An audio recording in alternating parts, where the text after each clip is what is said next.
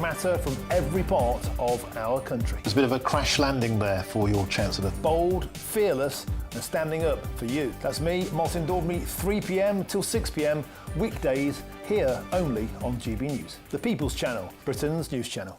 Britain was once the envy of the world. But look around. A nation that no longer knows what it is or where it's going. A country that's broken. How do we fix Britain? How do we bring it back? Friday night with Matt Goodwin at 8 p.m, only on GB News. Decisions made in Washington aren't just shaping America, they're shaping Britain too. From migration to global security, from crime to health. Whatever happens in the White House today will be felt in your town or city tomorrow. That's why The Late Show is live from Washington, D.C. Cutting through the politics to show you what it all means for Britain.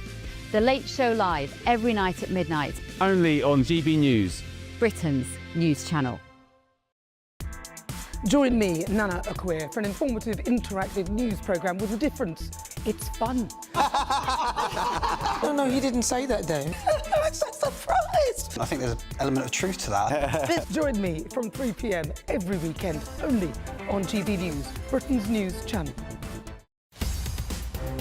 In the GB Newsroom, we bring you the news as it happens. With our team of dedicated journalists across the UK. We're ready to keep you up to date with what's happening every half an hour, every single day. Bulletins here on GB News. The People's Channel. Britain's news channel.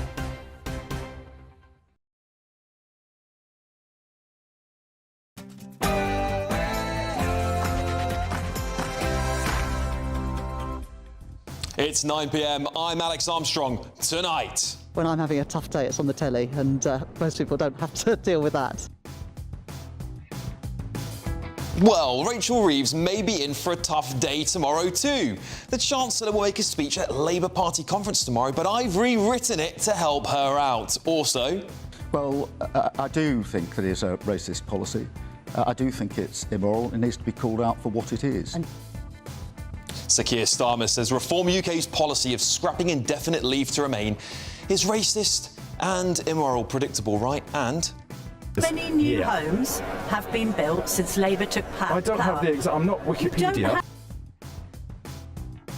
Meanwhile, the Housing Minister couldn't even tell you how many new homes have been built under Labour. That's a little bit worrying, isn't it? Also... The British Empire laid the foundations of law, liberty, free speech and individual rights. The British Empire established the foundations of free speech. But could Islamophobia laws undermine this legacy? Steve Reed says he's prepared to overrule independent advisors on the definition of Islamophobia if they suggest blasphemy laws by the back door. And... But I think in addition to coming and working here, there is a bigger thing to do as well, which is to make sure that people are making a contribution. Home Secretary Shabana Mahmood says migrants will have to prove their social worth before settling in Britain. Will this help with anything? And breaking this evening, 125 migrants have crossed the Channel in a mega dinghy, the biggest ever number of illegal migrants on a single boat. GB News has confirmed the record boatload arrived in UK waters on Saturday afternoon. Well, across Saturday, almost 900 migrants made the crossing from France. And on Sunday, a further 400 made the illegal journey, taking advantage of the weather conditions in the Channel. I don't know how much longer my father has. He won't speak to me because of this security stuff.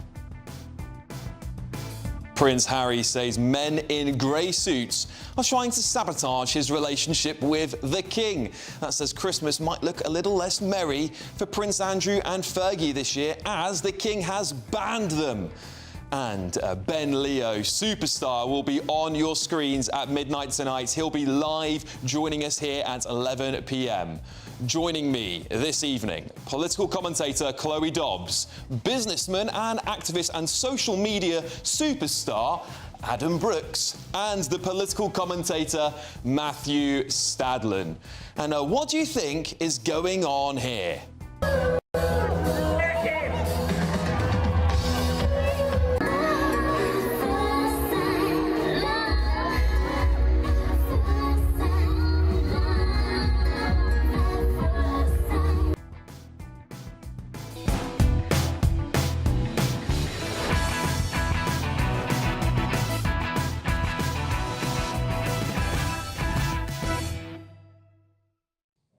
Good evening, everybody. Where do you think I am?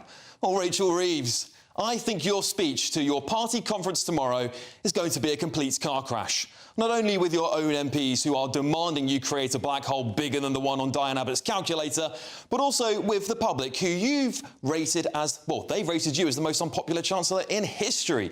So I thought I'd write your speech for you. And let's get started, shall we? Well, good afternoon, comrades. Today, I want to be honest with the British people. Something Labour hasn't managed to do in decades. We're broke. Not tightening the belt broke, I mean bankrupt broke, spiritually, economically and institutionally. But instead of asking the working man to cough up more, we're going to cut the rot. Not tinker at the edges, slash it at the source. That's what we're going to do. So here's the new plan. Well, brace yourself, comrades, because this might hurt a little bit.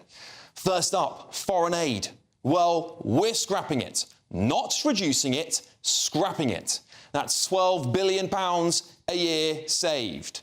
Why are we borrowing billions of pounds to send to countries that hate us? Well, not anymore, because charity begins at home, doesn't it, comrades? Second, benefits for foreign nationals who haven't lived in Britain for 10 years. Now, that's gone. You don't contribute, you don't collect. That's at least £4 billion a year once we stop welfare tourism. Well, third, asylum seekers. Well, you want asylum? Fine. You'll get a flight straight home. No more free hotels. No more legal aid for those who broke into our country. We will replace the £4 billion asylum industry with a single line item: deportation flights. Now, the bloated civil service. I can hear cries across the audience. Every DEI department, well, the programmes that have become taxpayer-funded hate machines, well, they're in the bin. Net zero? Well, that's finished too. We're not shutting down steelworks and bankrupting families just to hit a target scribbled down by some bloke in Davos. We're also reopening the North Sea. Drill, baby, drill. That's roughly £8.6 billion a year. And what about those massive gas reserves we found that we said we wouldn't touch? We're starting digging tomorrow. That one field alone could heat up to thousands of homes for the next 50 years. Oh, quick, someone's passed out. Oh, it looks like... Oh, it's Ed Miliband. Can someone get the paramedics in, please? Just give him a hand over there. Oh, yes, and civil service pensions. We'll cap them, claw back and close the loopholes. No more gold-plated Disney retirements while the private sector is being asked to work well into their 70s.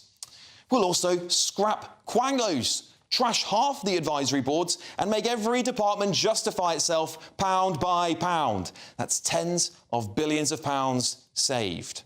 And David Lammy, I've been looking at your receipts. No more spending 500 grand on restaurants and bars. You're getting a preloaded Nando's card, mate, worth 100 quid. Use it wisely. Oh, and the death tax. Well, that's gone. Why should the government tax you for what your parents broke their backs to pass on to you? Gone. Scrapped. And what are we doing with all this new money we've just created? Well, we're cutting business rates so the high street can breathe again. We're ending the capital gains taxes that scared off 16,500 millionaires who pay nearly 70 billion in income tax. We want them back so we can start lowering income tax for everyone else by the next budget. And what about the rest of it? Well, we're paying off the astronomical debt we, this government, have accumulated. And if we don't pay that off now, we are doomed. We're dooming you and your children in the future. Well, here's the truth. For years, both parties of both colours have fed the parasite of government while punishing you for our bloated miscalculations. Well, not anymore. To sum it all up, for those of you in the room who struggle with numbers, Diane, I can see you sitting over there, we're putting Britain first, saving billions and cutting the bloat. We're rebuilding this country with people who want to work, want to build and want to be proud again. It's not far right.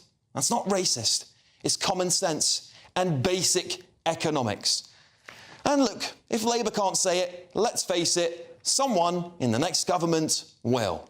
But let's get the thoughts of my panel, shall we? Political commentator Chloe Dobbs, businessman and activist Adam Brooks, and political commentator Matthew Stadlin. Well, thank you very much for joining me at this lovely conference this evening. Matthew, so glad you could make Labour Party conference this year. Thank you for inviting me. It's my first ever Labour Party conference. Is it really? Well, that's quite interesting news for our audience. Matthew, I'll of course start with you.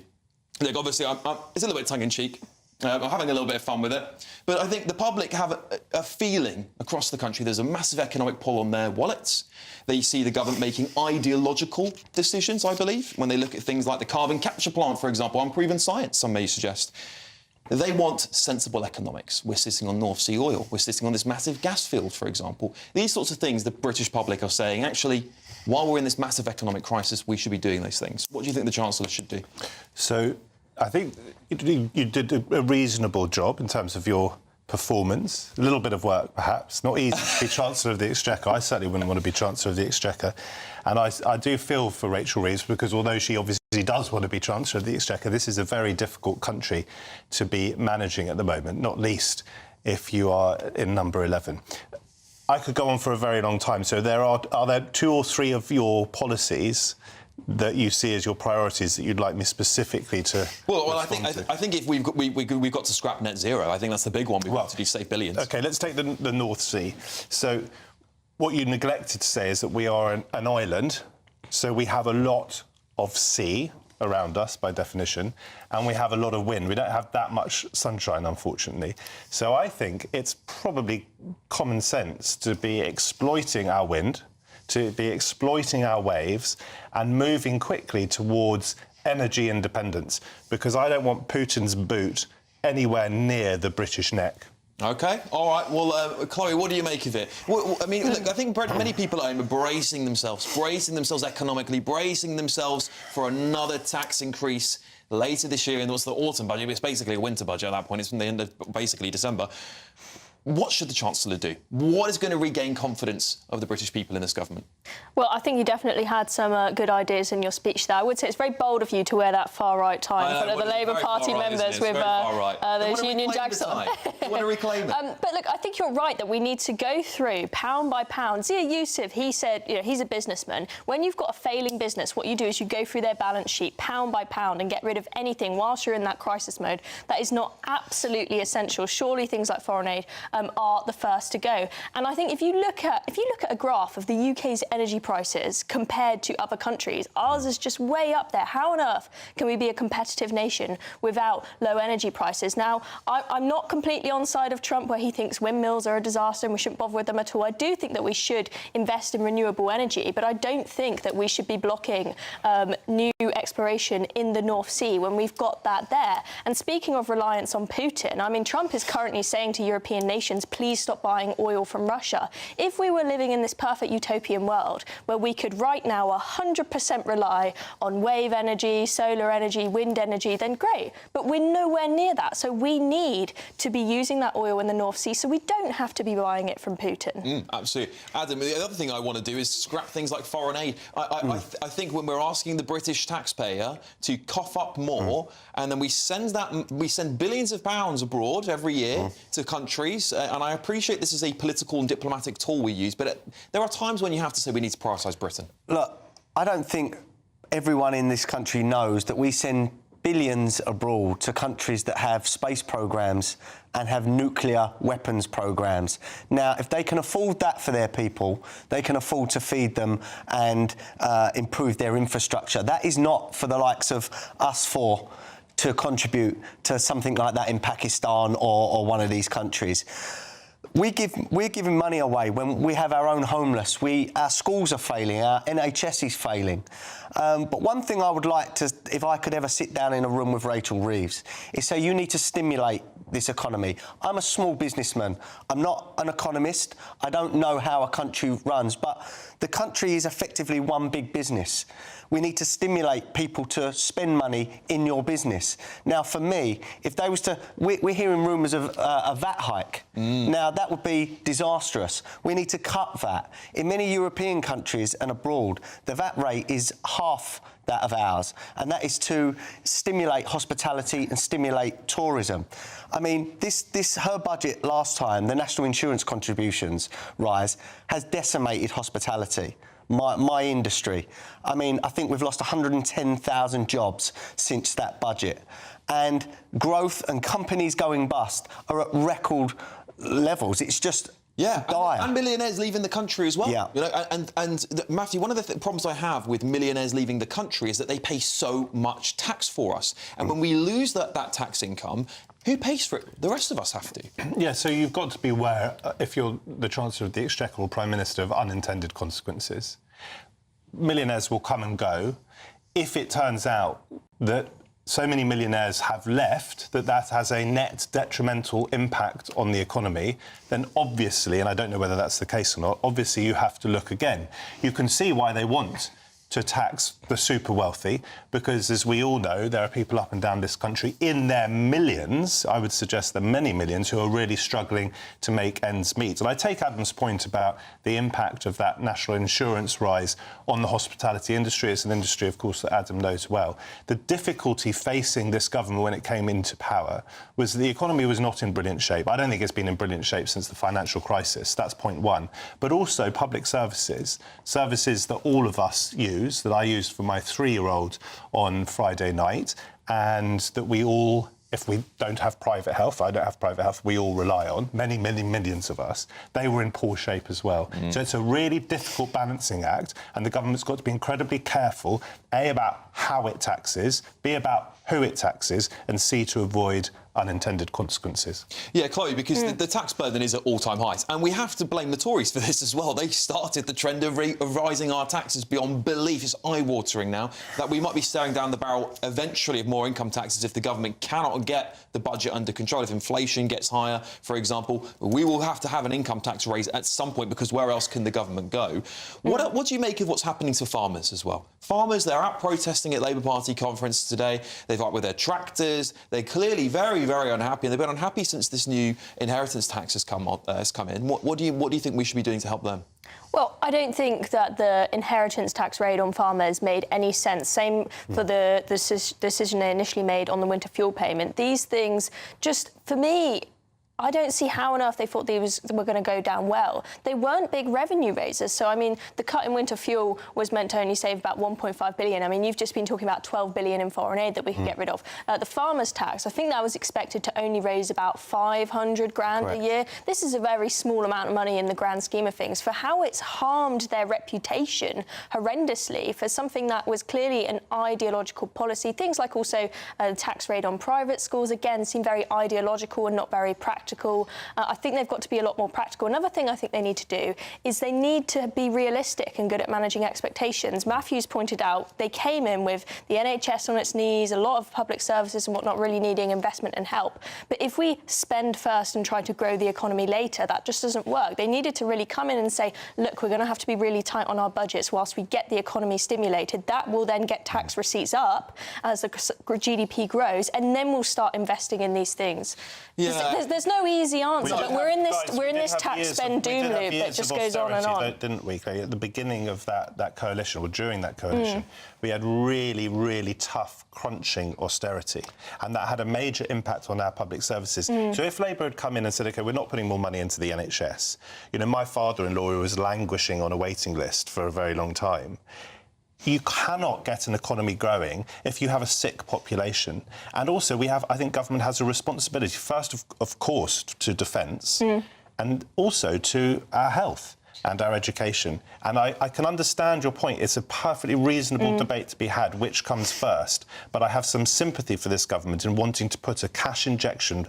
But they're not cash injections. That's absolute nonsense. They're trying to claw back 500 million a year from farmers from an inheritance tax that they was protected for decades for good reason, and yet we give 500 million every year to foreign farmers as part of aid. That makes zero sense. We are taxing the people that feed us, and that is only a bad thing. It's absolute nonsense that the government did a cash injection into the NHS and into public services.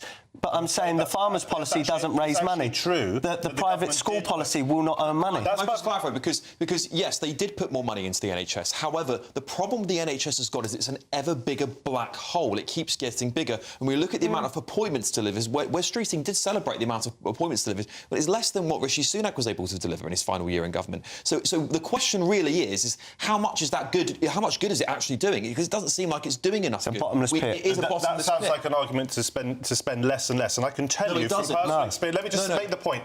I can tell you from personal experience. Sometimes the NHS is not particularly good.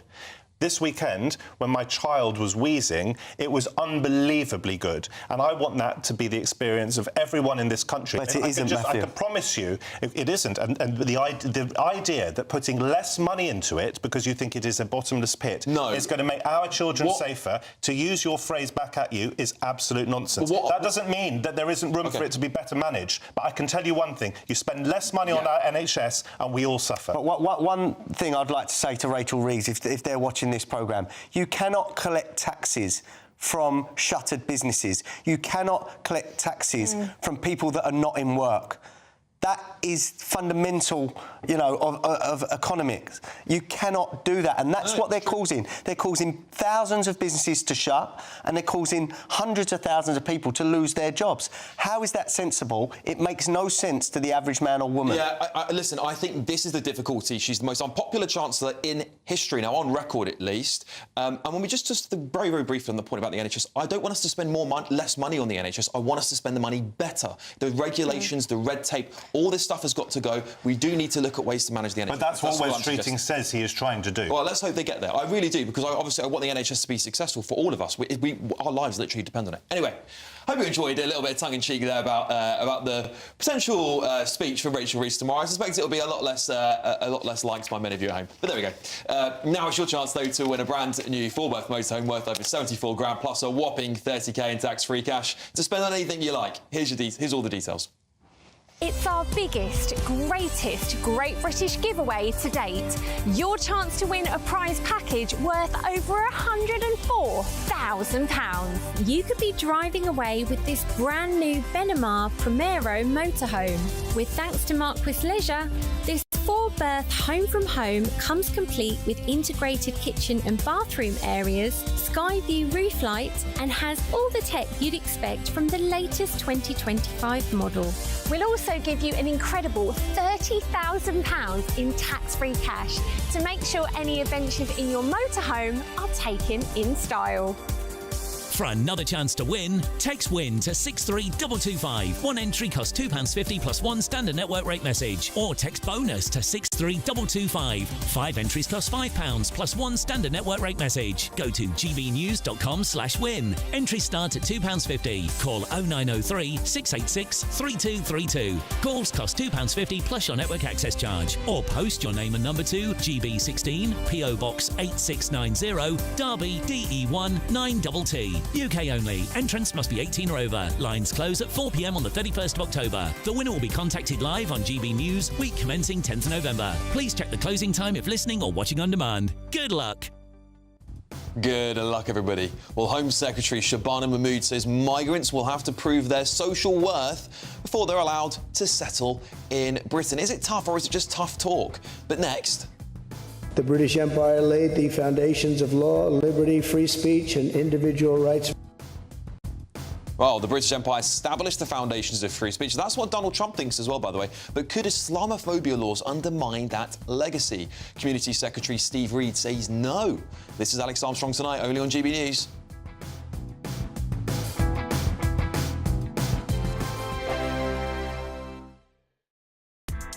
Join me, Nana Akweer, for an informative, interactive news programme with a difference. It's fun. No, he didn't say that, Dave. I'm so surprised. I think there's an element of truth to that. Join me from 3 p.m. every weekend, only on GB News, Britain's news channel. From the school run to the home run, watch a new show for all of Britain. So he can say whatever he wants. A straight-talking show where all voices are heard. And, you know, when are we going to stop talking about smashing the gangs and actually do it? With the stories that matter from every part of our country. There's a bit of a crash landing there for your Chancellor. Bold, fearless and standing up for you. That's me, Martin Daubney, 3 p.m. till 6 p.m, weekdays, here only on GB News. The People's Channel, Britain's news channel. Westminster's full of talk, but out here, it's the real world. Am I allowed to talk then? No, that's it. This is where it matters, real people and real lives. That's what politics is all about. In fact, has Trump made a good start? No. Straight answers, no spin, and just a couple of pints. How many fingers have I got up? About 10. So join me for Lee Anderson's Real World every Friday at 7 p.m, only on GB News. The People's Channel, Britain's news channel.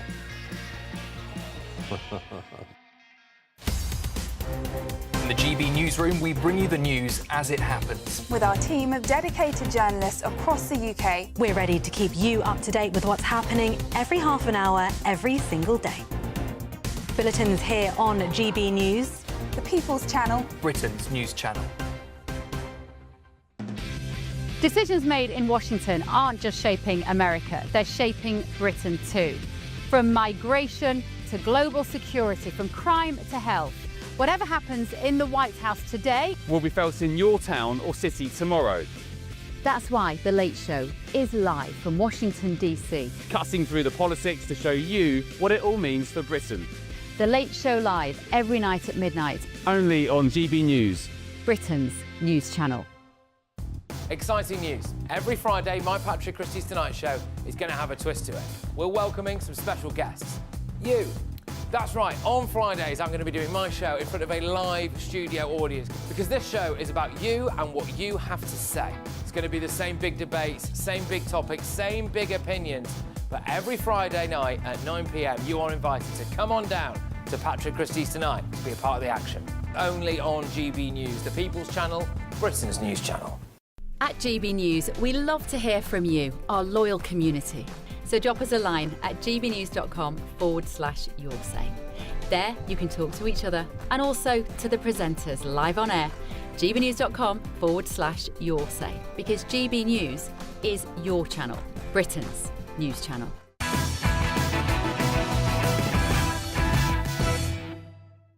Welcome back to the show. Back to normal now, hey? Well, Communities Secretary Steve Reed says he is prepared to overrule independent advisors on the definition of Islamophobia if they suggest blasphemy laws come in by the back door. A working group chaired by Dominic Grieve, the former Tory minister, is working on a definition of Islamophobia, currently, right now. But campaigners have raised concerns that a stricter definition could harm free speech by effectively banning criticism of Islam and creating a two-tier enforcement of discrimination. Well, Mr. Reed has now told The Telegraph he's willing to overrule Mr. Grieve and reject his definition if it would restrict legitimate free speech. So would Islamophobia law threaten free speech in the United Kingdom? Well, I'm now joined by lawyer Mahtab Aziz and cultural historian and commentator Philip Kisley. Both of you, thank you so much for joining me tonight, gentlemen. Mr. Aziz, I'll start with you. British people are quite worried about these Islamophobia laws because, of course, they're worried about this two-tier society that could be created. And given the previous definition that the Labour Party have adopted that was written by Dominic Grieve, which it does this odd thing of conflating race with religion, which could become very problematic when we're talking about difficult issues like grooming gangs. What do you make of it? Right. Well, I think there's no need to be worried about these things because the whole thing about Islamophobia really is to prevent people from targeting Muslims because of their faith. And that's a big difference between saying you're criticizing Islam to actually what the reality is. It's actually designed to prevent hatred towards Muslim because of their belief. There is a distinction.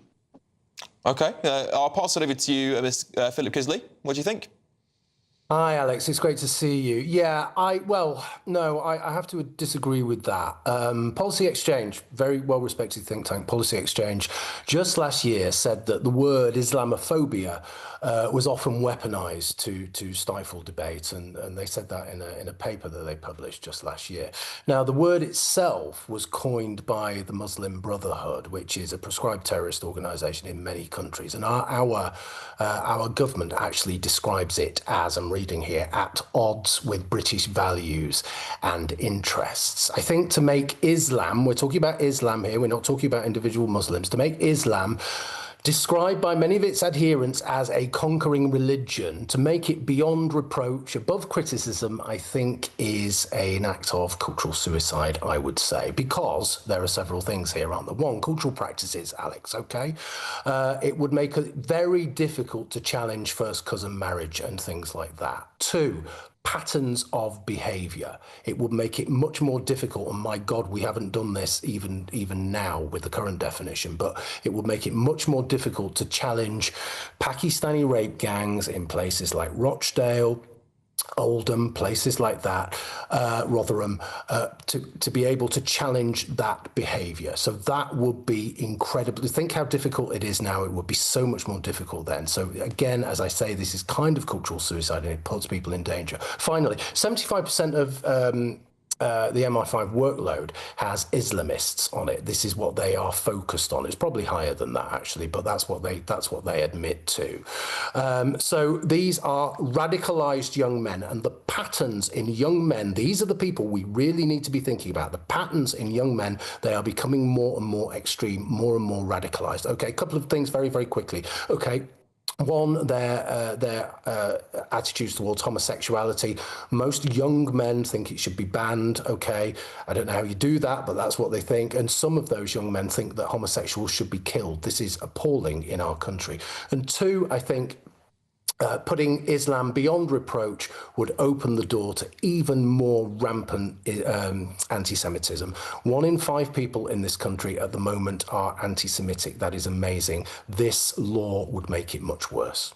Yeah, Mahtab, these are all genuine concerns that Philip's raised there that many people across Britain will hold. We saw recently the case of a man where there was a burning of a Quran and a gentleman came out and attacked him. He was holding a knife.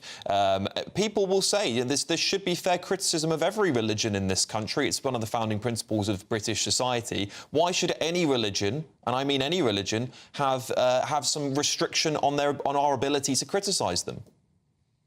Right, well, you know what Philip just said there is typical, I'm afraid, of scaremongering. As the Shadow Equalities Minister, as Communities Minister has also said, it's typical conversation. I mean, there was absolutely no link between the grooming gangs and Islam in the case he reports. What it did say was that there may have been apprehension by the police in terms of racism, but not in any Islamic religion. So really, they've got to stop this scaremongering. It's not true. And in terms of Mahtab, just very briefly, just very briefly, because one of the concerns, if you look at Labour's definition of Islamophobia, it does conflate race and religion, and that's where that may come from. Do you take that criticism? I do agree that that actual definition by the APPG, I think that could have been better worded. Certainly, I would agree with that, because it conflates racism with the religious belief, which is actually not correct. So I think that this new definition should actually do the right thing by actually saying there shouldn't be hatred towards Muslims. It should actually be anti-Muslim behaviour, or it should be Muslim phobia, not Islam. I think the term itself is actually incorrect. OK, Philip, I'll pass back to you quickly.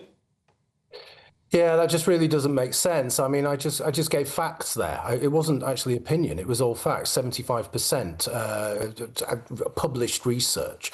And all of the Pakistani men who raped those white working class children were Muslims. I mean, those are just facts. So you can play word games as much as you want. And again, I'm not talking about individual. I'm sorry. One at a time, please, gents. Can you let me carry on? Can you let me carry on, please? This is the thing. People please carry on. No, I'm sorry, but can you let me carry on, please? Yeah, Philip, please continue. Mahtab, I'll let you come back in just a moment.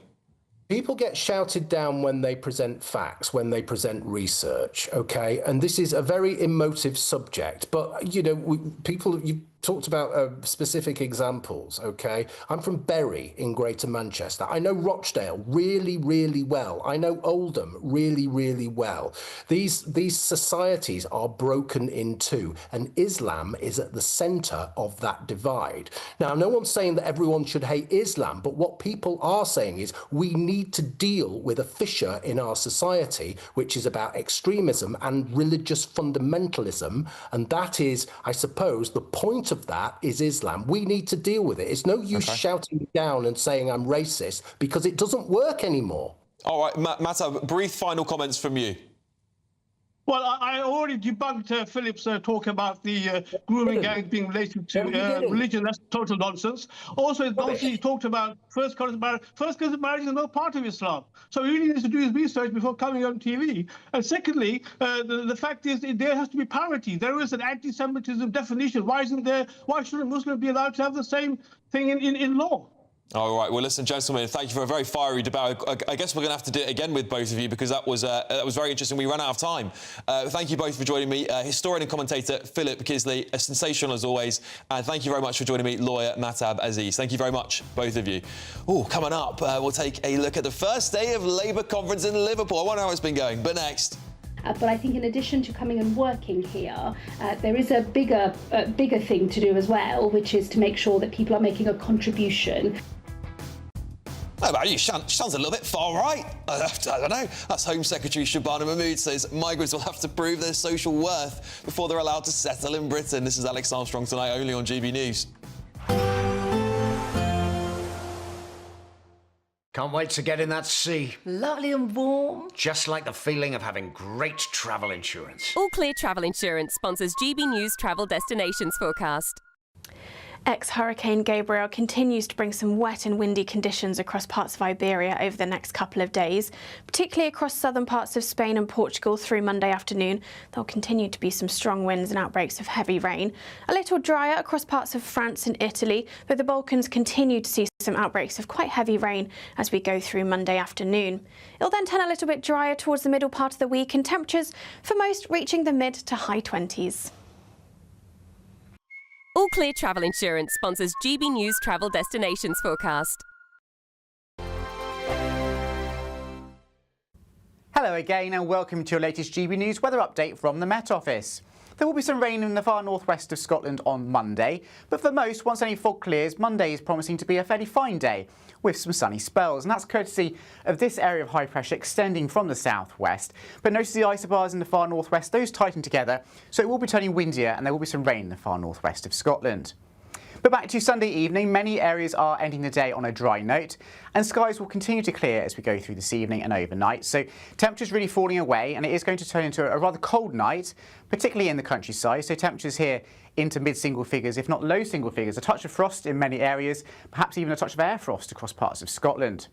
But there'll also be some fog patches, and for some of us, those fog patches are going to be quite dense and quite stubborn to clear on Monday morning, most likely across eastern parts of England and across the southeast too. So do leave yourself some extra time for your morning commute if you do live in these regions.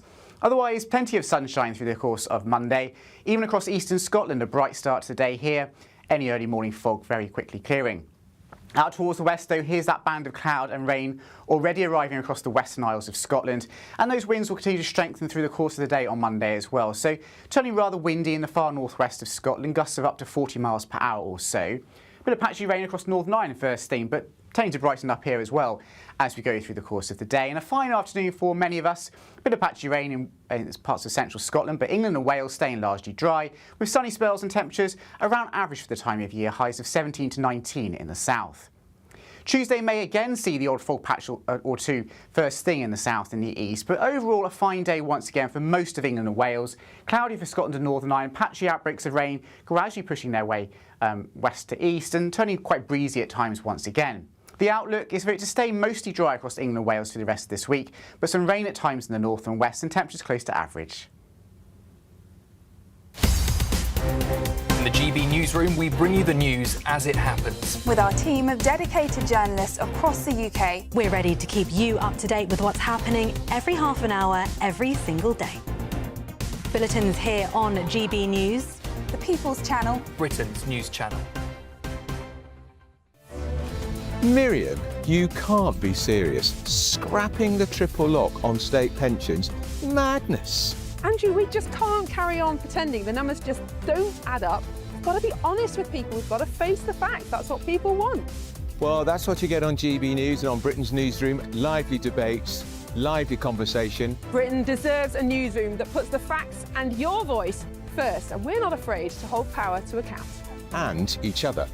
So join me, Andrew Pearce. And me, Miriam Gates, for Britain's Newsroom, weekdays from 9:30 on GB News. The People's Channel, Britain's News Channel.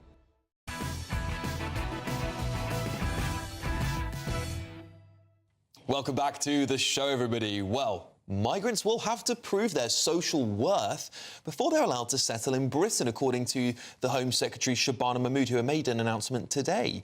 The Home Secretary said migrants would have to demonstrate that they have had and integrated and contributed to society through activities such as volunteering or charities or local projects before they would be granted indefinite leave to remain. She also warned that the ECHR and other international refugee agreements have been used in a way that it was never intended for. And promised reforms were coming before Christmas. Well, I'm now pleased to be joined by independent journalist Jack Hadfield. Jack, thank you so much for joining me. Yeah, Shabana Mahmood is sort of being sold to us as this new tough-talking, tough Home Secretary. She's going to smash the gang, she's going to stop the boats, she's going to get tough on migration. The first thing I thought when I saw this sort of policy was, how on earth do you measure something like contributing to your local community? It doesn't really all add up to me. Yeah, I mean, it seems to me that it's the same vibe of when people are applying for courses at university. Yeah. You know, it's like, oh, I did Scouts, I was in the CCF, I did charity working, blah, blah, blah. Yeah, just, hey, these are some good things to put on your UCAS statement. Yeah, it's exactly the same kind of thing. And again, you're like, how are you supposed to measure this? Are you getting, you know, are you going to have community service workers going to the local Scouts and being like, oh, there we go, tick, they're helping out over here. Got a badge? Yeah, yeah, exactly. How many badges can you...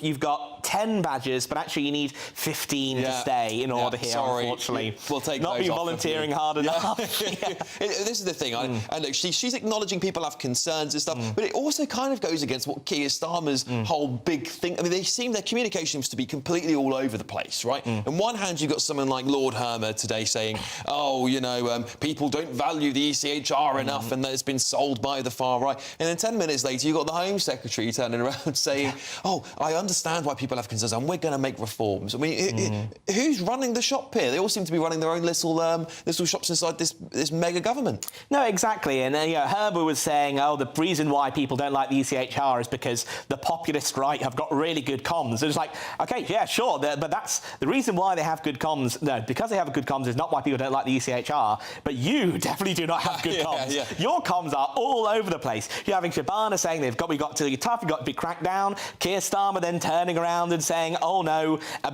getting rid of ILR is racist. And it's like, OK, well, how much of a difference is that in terms of getting rid of ILR, having visa renewals versus extending it to 10 years, making sure you speak English? Like, where's the difference in there? And then again, Starmer slagging everyone else off. So the cabinet is all over the place. Their comms are nowhere to be seen. Yeah, it certainly feels that way, doesn't it? I mean, people scratching their heads and they don't know who to look for. Obviously, we've seen today that the Prime Minister is deeply unpopular. People will be looking to the future leaders here. And I think maybe the Home Secretary is thinking, do you know what? This is the #1 issue in the country, and she might see an avenue to become party leader here. Do you genuinely believe that this government is going to make enough reforms that the British public will see benefit of them by the next election? Because this is the trouble Rishi Sunak had. He made these visa reforms, but actually Labour's benefited from them. It's not been the Tories, and they've been able to claim they've reduced migration. That's what they're saying, at least. Yeah, exactly. Well, the thing is, I don't think anybody will trust Labour at all to be anywhere tough on migration. You know, obviously you've got Mike Tapp, who's been brought in as a junior minister within the Home Office, who's very much, I'm waving the flag, patriots, yes, I actually, hate immigration just as much as you. But nobody believes Labour. It was Blair's government that opened the border borders in this country to begin with. You know, they were in power for far too long, 13 years. The Tories had 14. Both of them are just as bad as each other. Nobody is going to believe that either Labour, currently in power now, or the Conservatives would do anything to stop migration in any way, shape or form. Otherwise, why do you not do that in your decades plus in office at the time?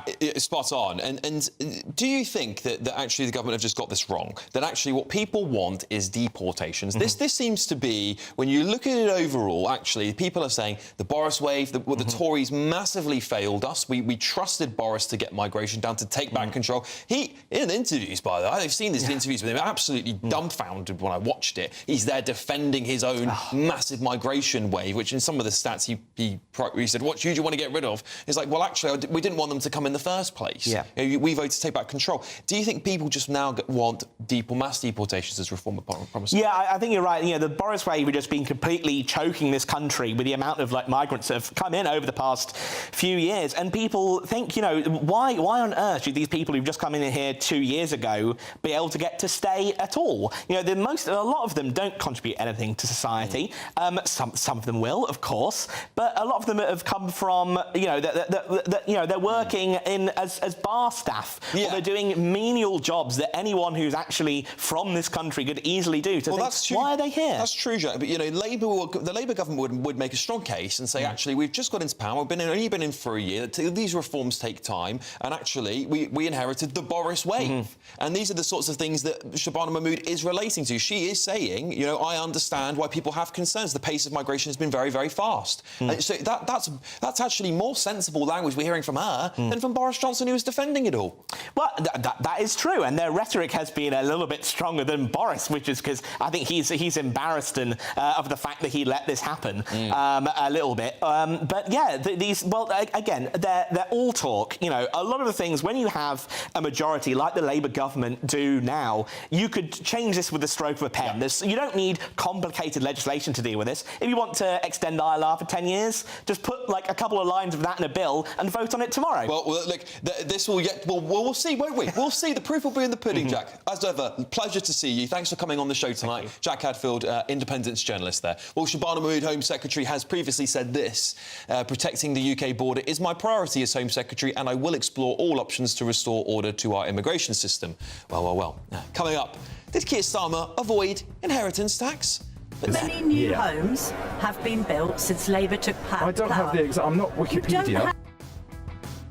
Not Wikipedia. You are the housing secretary, though, aren't you? Anyway, coming up, as the first day of Labour conference in Liverpool comes to a close, what have we learnt from day one?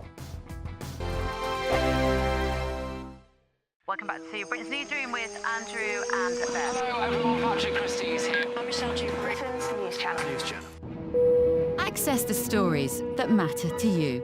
Take the GB News family with you on any device.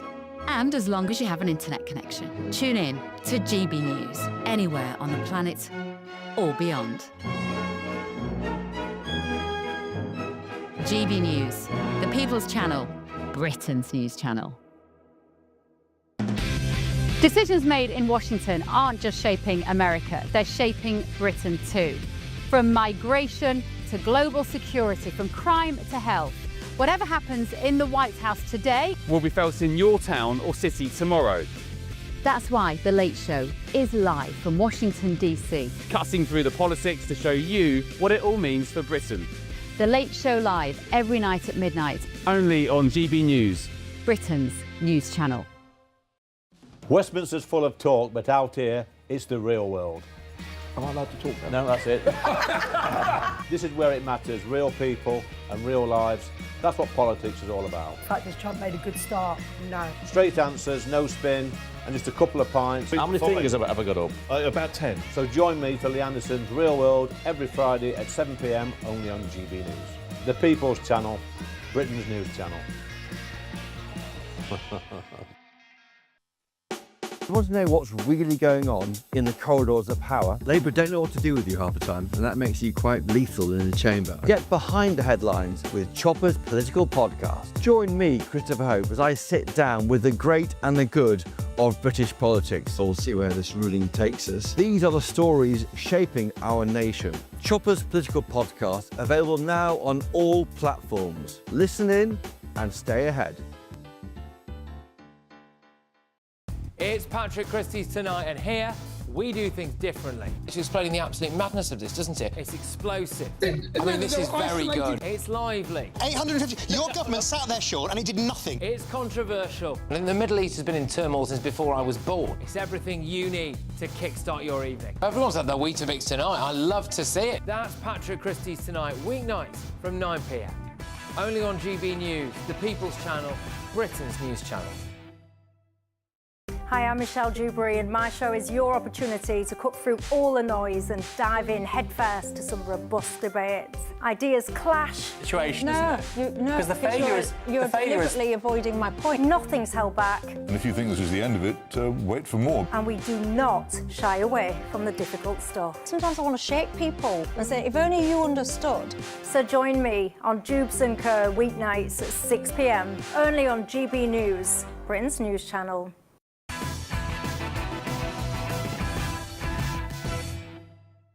Welcome back to Alex Armstrong Tonight. Labour conference kicked off in Liverpool today, but it looks like the Prime Minister's still got a long way to go to get the British public to back him.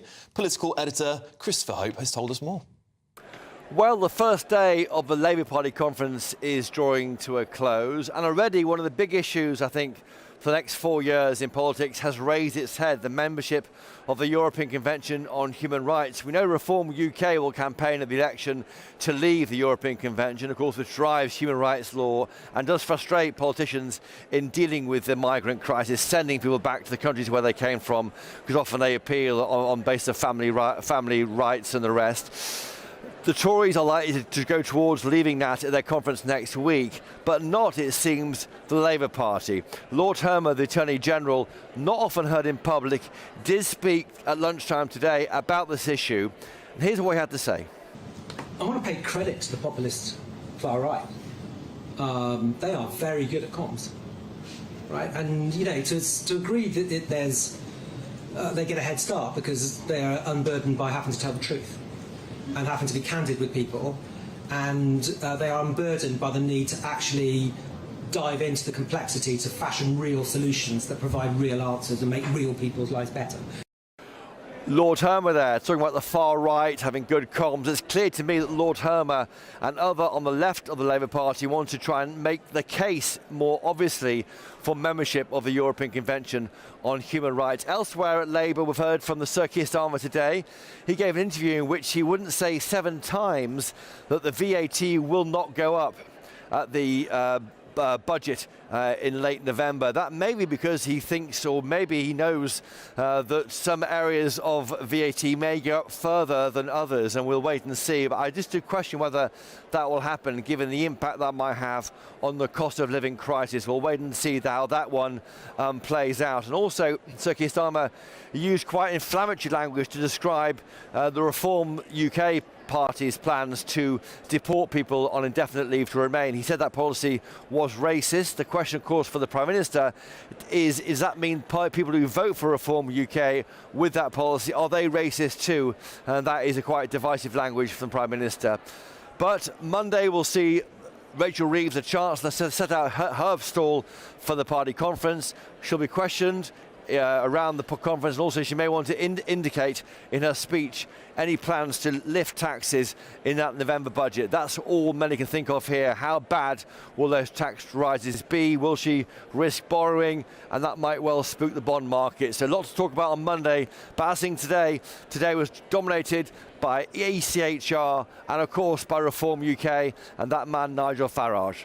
Christopher Hope for GB News here at the Labour Party conference in Liverpool.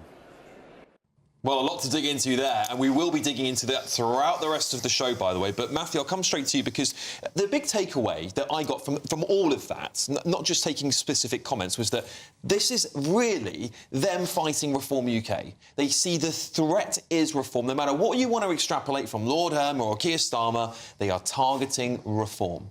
There is no doubt, in my mind, that the opposition to this Labour government comes from Reform rather than the Conservatives. And that is astonishing, given that they only have 5 MPs.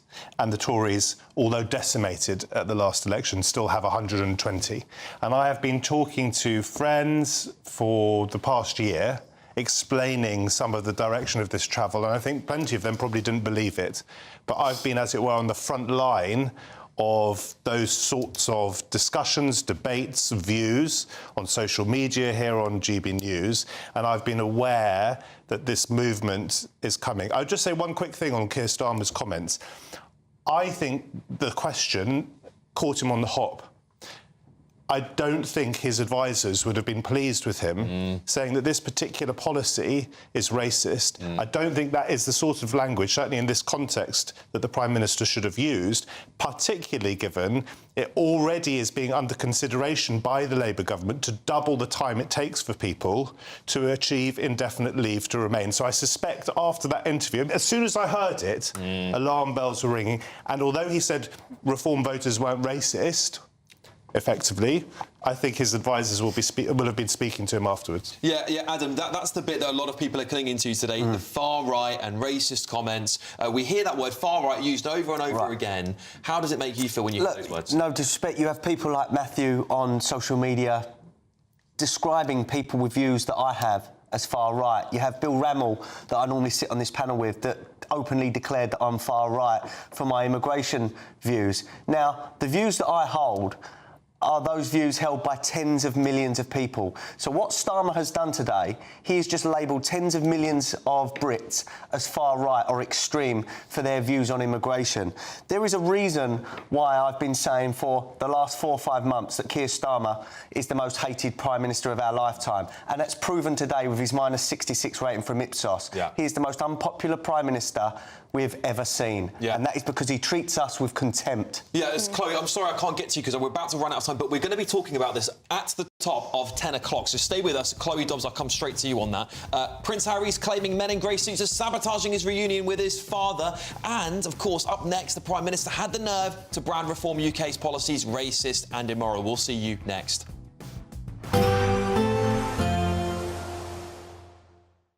Expect warm spells with the odd rude interruption. Box Boilers sponsors the weather on GB News. Hello again and welcome to your latest GB News weather update from the Met Office. There will be some rain in the far northwest of Scotland on Monday, but for most, once any fog clears, Monday is promising to be a fairly fine day with some sunny spells, and that's courtesy of this area of high pressure extending from the southwest. But notice the isobars in the far northwest, those tighten together, so it will be turning windier and there will be some rain in the far northwest of Scotland.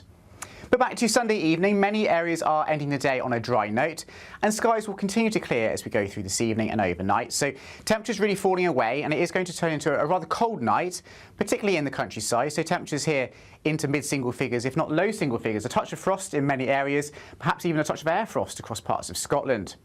But there'll also be some fog patches, and for some of us, those fog patches are going to be quite dense and quite stubborn to clear on Monday morning, most likely across eastern parts of England and across the southeast too. So do leave yourself some extra time for your morning commute if you do live in these regions. Otherwise, plenty of sunshine through the course of Monday. Even across eastern Scotland, a bright start to the day here.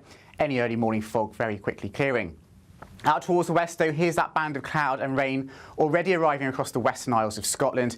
And those winds will continue to strengthen through the course of the day on Monday as well. So turning rather windy in the far northwest of Scotland, gusts of up to 40 miles per hour or so.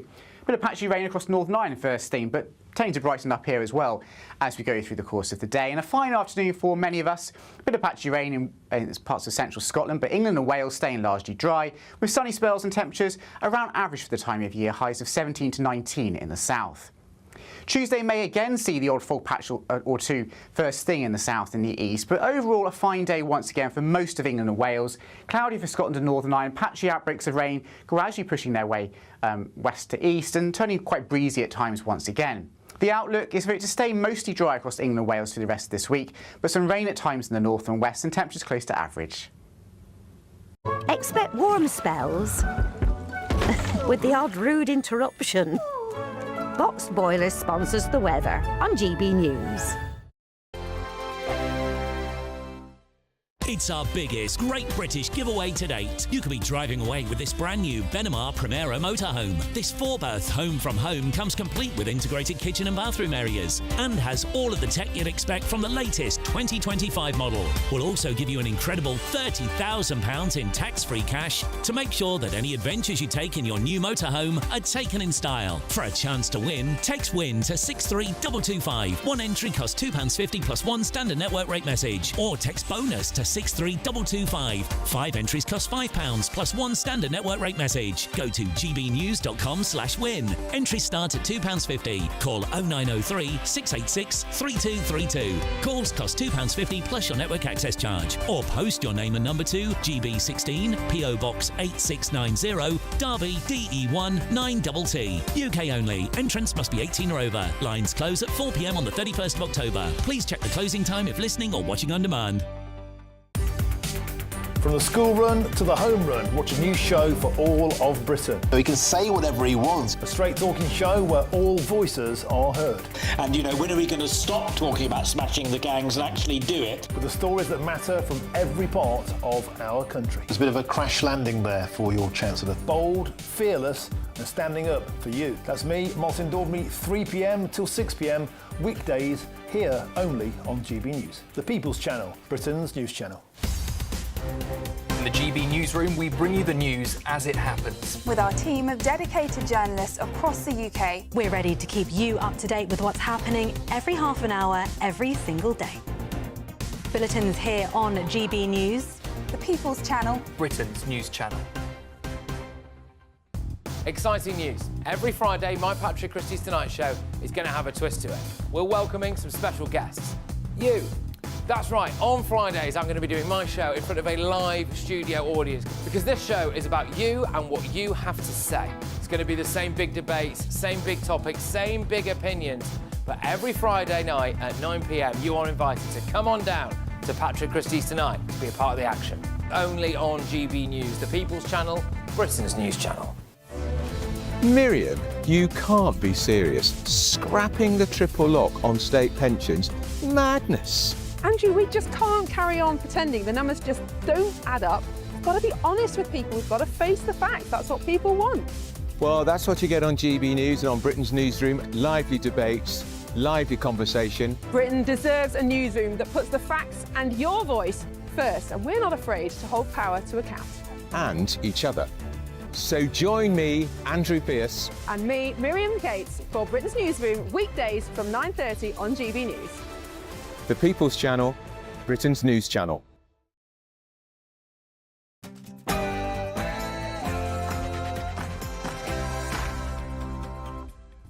It's 10 p.m. I'm Alex Armstrong. Breaking tonight. Well, I do think that it's a racist policy. I do think it's immoral. It needs to be called out for what it is. Exhausting, isn't it? Sir Keir Starmer says Reform UK's policy of scrapping indefinite leave to remain is racist and immoral. Many new homes have been built since Labour took power. I don't have the exact... I'm not Wikipedia. Yeah, meanwhile, the housing minister couldn't even tell you how many new homes have been built under Labour. A little bit worrying, isn't it? But I think in addition to coming and working here, there is a bigger thing to do as well, which is to make sure that people are making a contribution. Home Secretary Shabana Mahmood says migrants will have to prove their social worth before settling in Britain. Will this help? And breaking this evening, 125 migrants have crossed the Channel in a mega dinghy, the biggest ever number of illegal boat arrivals on a single boat. GB News has confirmed the record boatload arrived in UK waters on Saturday afternoon. Across Saturday, almost 900 migrants made the crossing from France, and on Sunday today, a further 400 made the illegal journey, taking advantage of a break in weather conditions. I don't know how much longer my father has. You know, he won't speak to me because of this security stuff. Just can't help himself, can he? Prince Harry says men in grey suits are trying to sabotage his relationship with the King. That says Christmas might look a little less merry for Prince Andrew and Fergie this year. That's because King Charles has banned them. And joining me this evening to go through all of that news is political commentator Chloe Dobbs, businessman and activist Adam Brooks, and political commentator Matthew Stadlen. And Ben Leo will be on your screens at midnight tonight, and he'll be joining us live in Washington, D.C. at 11 p.m. And what do you think is going on here?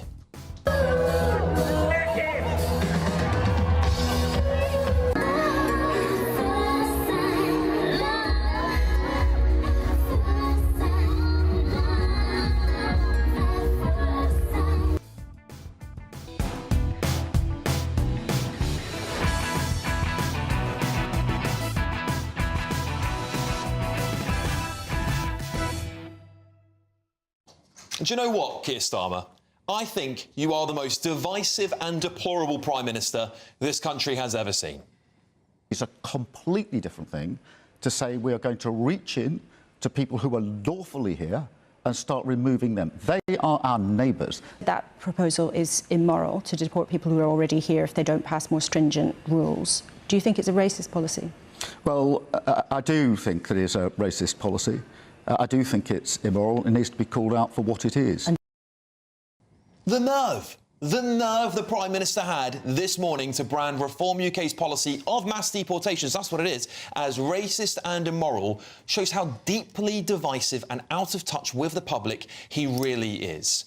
According to ONS data, 4.83 million people came to the UK since 2020. That is the same size as the populations of Birmingham, Manchester and Cardiff combined. Or 1 million more people than the entire population of Wales in just the space of 4 years. That is unsustainable.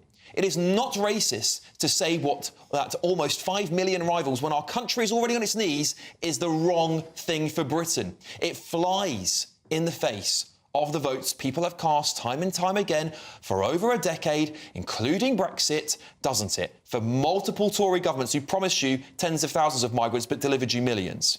Well, Zia Youssef, Reform's policy chief, has nailed it in my opinion.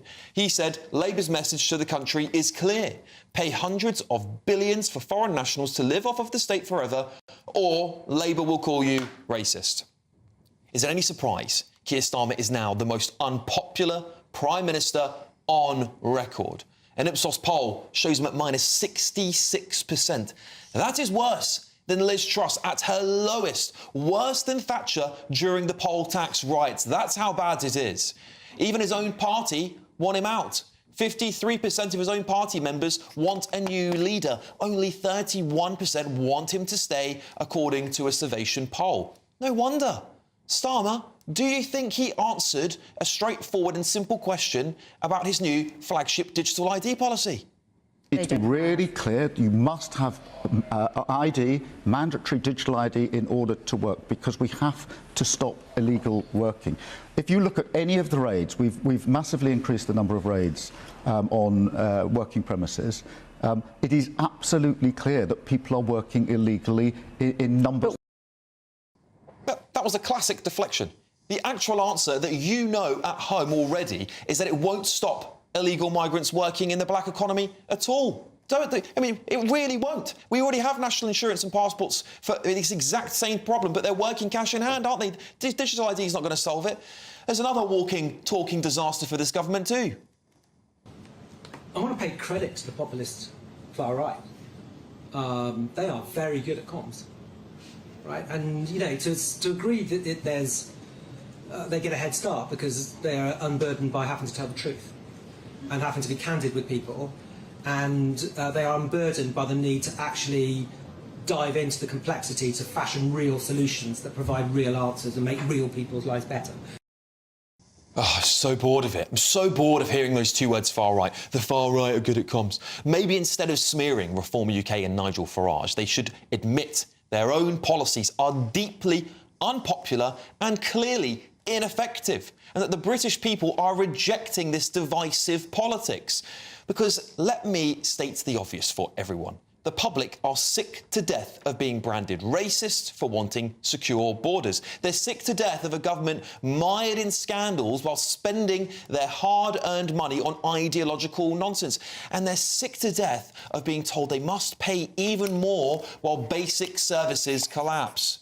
How many homes have you built so far under Labour? Well, do you know how long it takes for a planning application to go through? Just how many? Do you know how long it takes? Just give me the figure. Well, we're currently dealing with the figure. We're currently dealing with the tail end of what the Conservatives were doing, because it takes more than 18 months from an application to the home being built. Please answer the question. No, but I'm not going to take the blame for what the Tories did. No, I'm going to take the blame for what Labour does if it goes wrong subsequently. Can you we're take changing the rules to speed up planning so that the problem we're seeing now doesn't happen again in future. How many houses have been built under Labour so far?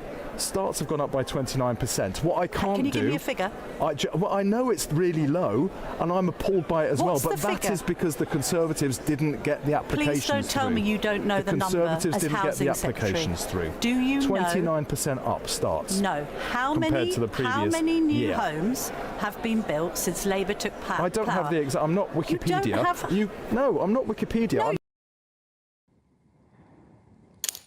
That's car crash, isn't it? That's a car crash interview.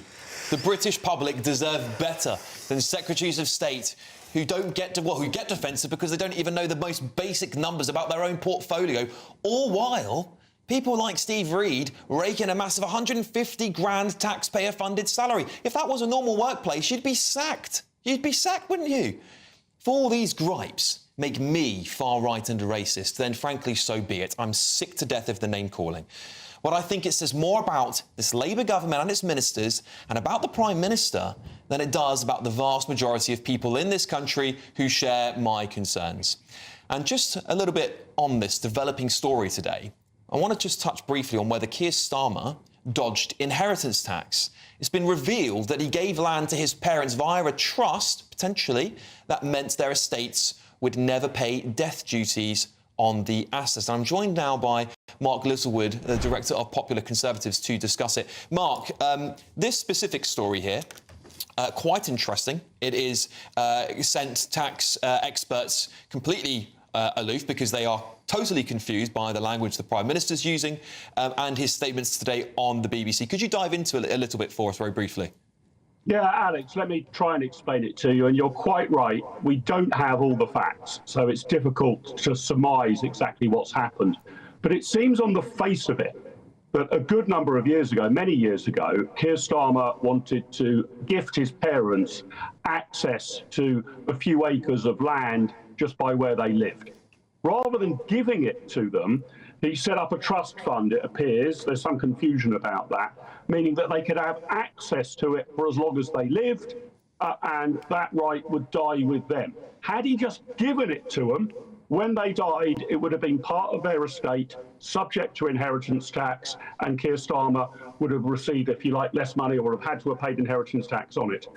If he set up a trust about it, then they had access for their lives, but upon the death of the second, which was Keir Starmer's father, it's not part of their estate, so no inheritance tax is due on it. I don't think anybody's suggesting, even if that was the situation, that the Prime Minister has done anything illegal, but Labour politicians are very prone, aren't they, Alex, to say that you mustn't be seeking to avoid tax or run your affairs in a way that minimises your tax burden.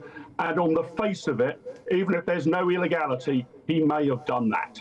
Yeah, and just to be clear, a similar charge was aimed at Angela Rayner, and she resigned her position from it, didn't she, Mark?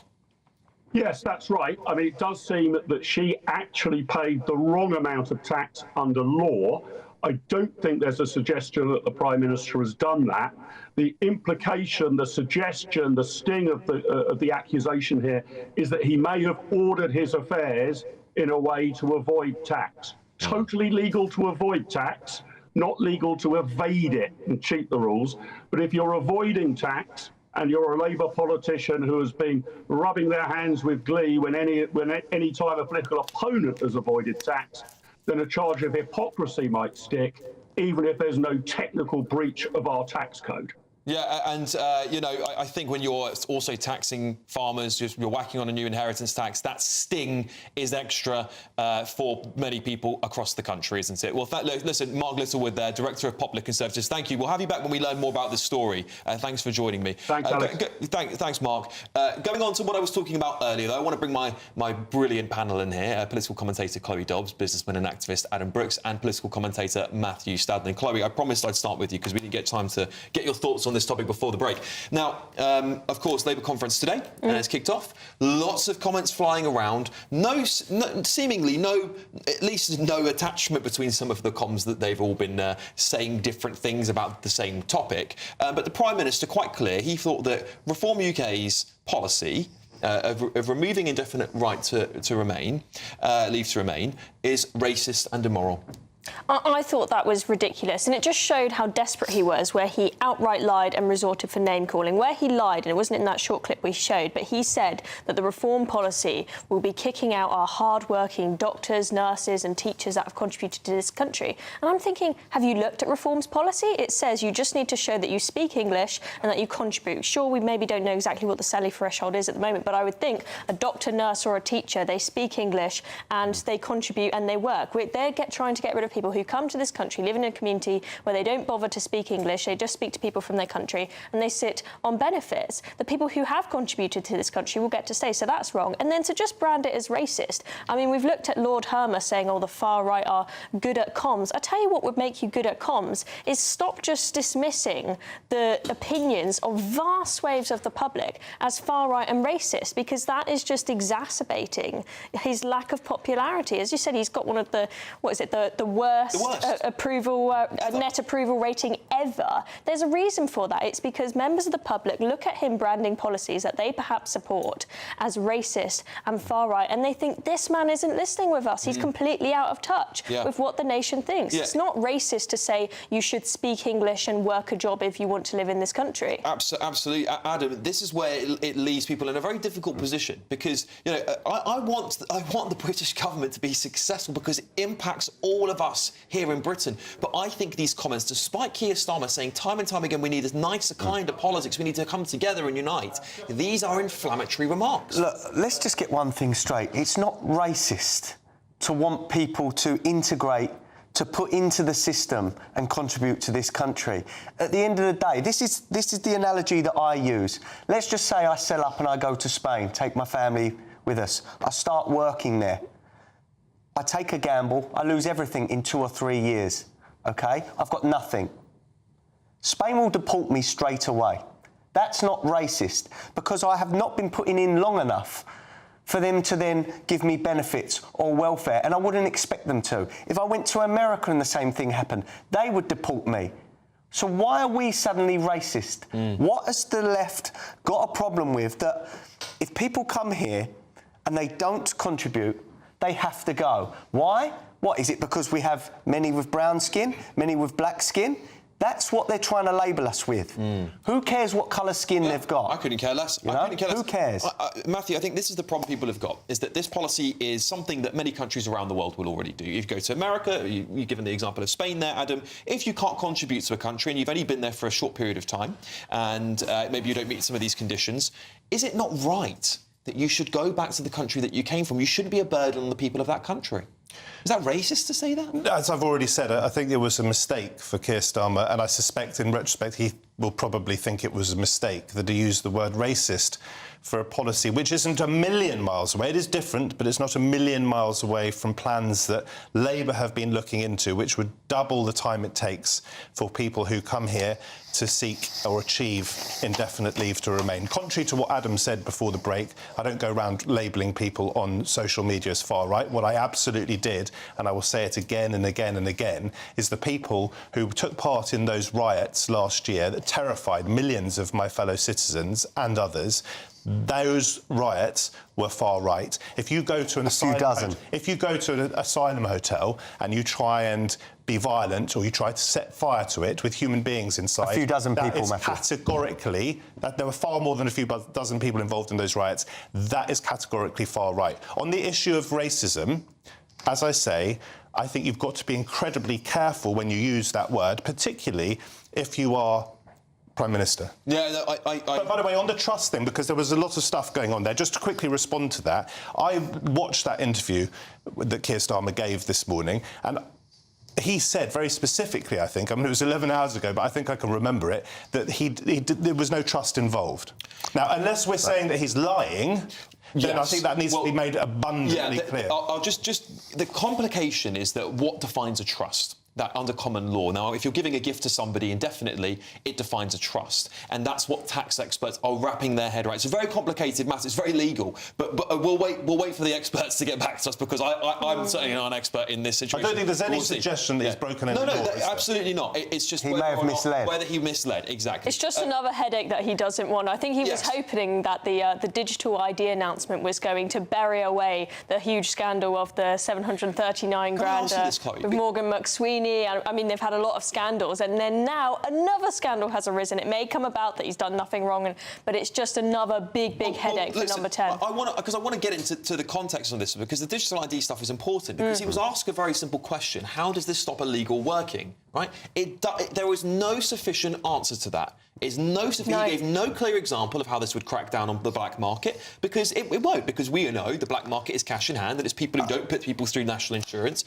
And this is the problem. When you look at Steve Reed, you know, the housing secretary, asked simple question: how many homes have you built? He then basically verbally goes after Camilla Tominey, saying he's not Wikipedia. I mean, that's ridiculous. I know. Politicians to be like they haven't got good answers. And we were talking about how Keir Starmer resorts to lies and name calling, and the digital ID. It's another one where people feel like they're being lied to. I've got open ears for somebody who wants to make a good argument to me as to how exactly digital ID will stop illegal working, but I'm yet to hear it. And so a lot of people feel like something's not right here. We're not being given any good argument. We're told this is about illegal migration, but it feels like it's not, because no one's making good argument. I mean, why don't they actually first just follow through on their promises about stopping people working illegally on delivery bikes? They said, we are going to fine the companies £6,000, up to £6,000 per illegal migrant we find working for them, and potentially imprison directors of the companies. Well, all they've done, on that today. One person has been fined 26 quid.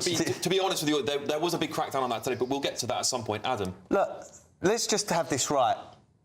Keir Starmer didn't come up with this digital ID policy. Tony Blair did, and his, I believe, in my opinion, corrupt institute. At the end of the day, this does not stop one migrant from crossing the channel. This is about control. If you look at China, if people like me want to protest, which I do, people like me want to be big loudmouths on social media, what I do, they can turn me off. They can stop me travelling one day if everything is linked to our phone. They can turn off my social media. That is the dark path that we are going down. And he knows that, Keir Starmer. He's meant to be a human rights lawyer. Digital ID goes against everything that man apparently stands for. So why are they doing it? Who is pulling the strings? And we know it's Tony Blair. Let me just respond to some of that. Yes, please. Yeah. First of all, I haven't quite worked out what I think about digital ID. I'm instinctively against it, because I think we have a proud tradition in this country of, broadly speaking, getting the balance between the state and individuals correct. What I would say is that every single country in Europe, as far as I know, and I'm not 100% whether this is only the European Union or it's Europe more widely, but every single country, as far as I know, apart from Britain and Ireland, do have ID cards. Now, you might say that there are some sort of differences between some of those ID cards and the sort of digital ID that is being suggested today. Massive difference. But I suspect that those hard copy ID cards in European countries, if they aren't fully digitised, will become digitised, because that makes some sort of sense. Doesn't mean I agree with them, but let's put this into a broader context. Because I want to focus on the topic of tonight, which was really about the content of what the Prime Minister was saying. Starmer is deeply unpopular. There's no question about it. I think it's an incredibly difficult time to be a Prime Minister, and I will assure you of two things. Well, I hope, because I've never met the man, but my feeling is that this is someone who does want to make the country a better place. I don't think he has an overriding guiding principle other than he wants growth and he wants NHS waiting lists to come down and so forth. He needs to be better at telling his story and perhaps, and this is a problematic thing, working out exactly what he does think on some things. He's more managerial, and I don't think that's enough. The final thing I would say very briefly is that if anyone watching thinks that these sorts of problems will not afflict Nigel Farage if he becomes Prime Minister, they're living in cloud cuckoo land. Why? Because an overwhelming majority of this country do not want Nigel Farage to be Prime Minister. Well, he will be. Become Prime Minister because our system, the same system that delivered Keir Starmer a very shallow but very wide majority, but 65 to 70, perhaps more, % of this country do not want Farage to be Prime Minister. He will face the same problems if he gets into number 10. We have to leave it there, but you know, at the end of the day, the polls speak for themselves with Nigel Farage. His message is cutting through, and I think what the most important thing you can do is deliver the wishes of the British people. And they're listening. Reform are listening to us. Labour are doing the opposite. Exactly. Right, well, listen, I've got to get to a statement here from Downing Street. A spokesman has said this: Keir Starmer bought a field for his parents to use for their donkeys during his parents' lifetime. He did not give any thought at the time to any tax considerations. His only consideration was the well-being of his parents. He added that Keir Starmer engaged a leading tax KC to give him comprehensive advice on all the taxes paid. He confirmed that there had been absolutely no underpayment of taxes. And I just want to be clear, no one's assuming that there has been.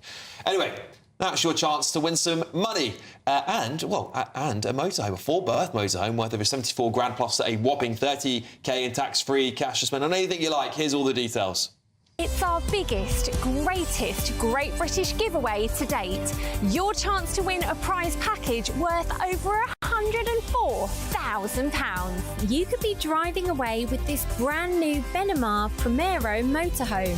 With thanks to Marquis Leisure, this four-berth home from home comes complete with integrated kitchen and bathroom areas, sky view roof lights, and has all the tech you'd expect from the latest 2025 model. We'll also give you an incredible £30,000 in tax-free cash to make sure any adventures in your motorhome are taken in style. For another chance to win, text WIN to 63225. One entry costs £2.50 plus one standard network rate message. Or text BONUS to 63225. 5 entries cost £5 plus one standard network rate message. Go to gbnews.com/win. Entries start at £2.50. Call 0903 686 3232. Calls cost £2.50 plus your network access charge. Or post your name and number to GB16 PO Box 8690 Derby DE1 9TT. UK only. Entrance must be 18 or over. Lines close at 4 p.m. on the 31st of October. The winner will be contacted live on GB News, week commencing 10th November. Please check the closing time if listening or watching on demand. Good luck. Coming up, the front pages are dropping in hot and fast. We'll bring you all of that and some breaking stories. But next, I don't know how much longer my father has. He won't speak to me because of this security stuff. He just doesn't go away, does he? Prince Harry says men in grey suits are trying to sabotage his relationship with the King. That says Christmas might look a little frosty, or a little less merry at least, for Prince Andrew and Fergie this year, because King Charles has banned them. And this is Alex Armstrong tonight only on GB News.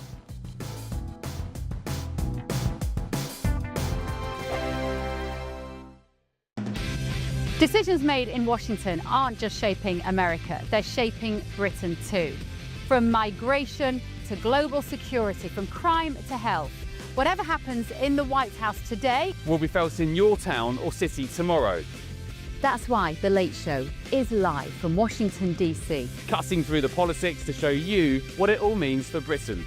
The Late Show live every night at midnight. Only on GB News, Britain's news channel. Martin Daubney, weekdays from 3 p.m.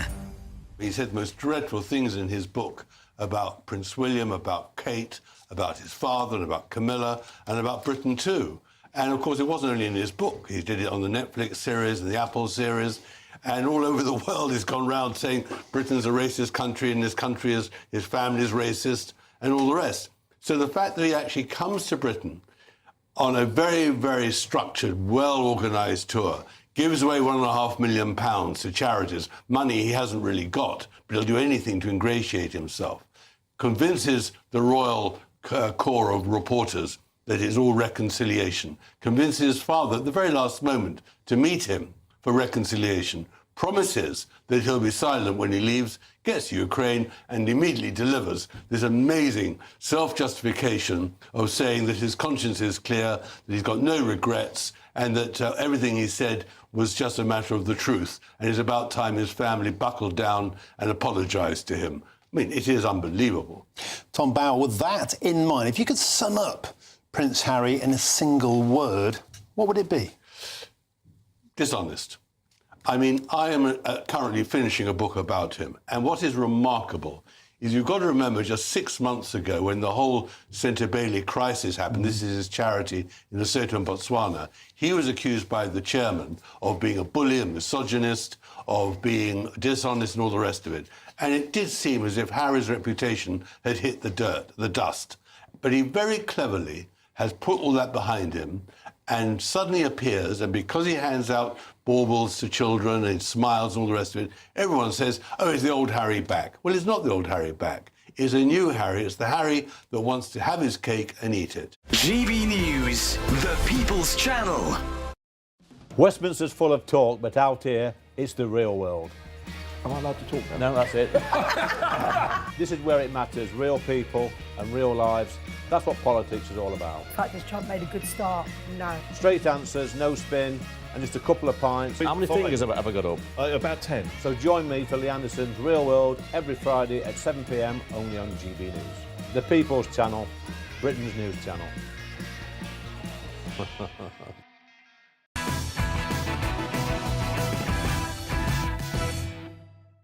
Welcome back to the show, everybody. Well, Prince Harry is infuriated with the men in grey suits at Buckingham Palace. He's been accusing officials of trying to sabotage his relationship with the King, it's been reported.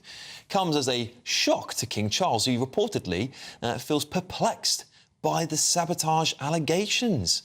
Meanwhile, elsewhere in the royal fold, Christmas might look a little less merry because Prince Andrew and Fergie have been banned from a celebration at Sandringham and warned the pair that he wants them to be invisible at future royal events. Oh, I can only wonder why. Here to dissect all of this and answer our questions is editor-at-large, absolutely fantastic, brilliant guest here, and at the Mail on Sunday, Charlotte Griffiths. Charlotte, as a pleasure as ever to have you on the show. So this is very interesting. Prince Harry never wants to let these things go, and he doesn't seem to learn his lesson that the royal family like these things to be kept out of the public. He's had this short meeting, was it about just under an hour with King Charles not that long ago. Now he's back in the papers blaming some grey suits for trying to ruin reconciliation. What do we make of it? Well, to be fair to Harry, he didn't leak this meeting. For once, he kept his mouth shut. So the meeting lasted, as you say, 56 minutes.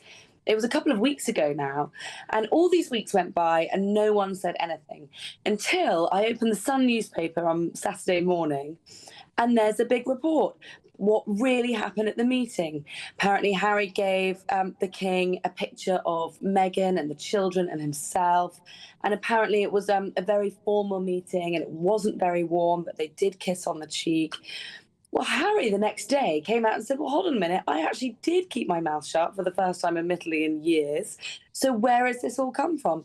And then he kind of briefed and said to my newspaper, and said, by the way, in the picture, I actually didn't include myself and Meghan, so somebody's got it wrong as well. And they're trying to play down these rumours, play down the relationship with my father. So he was actually really angry about it.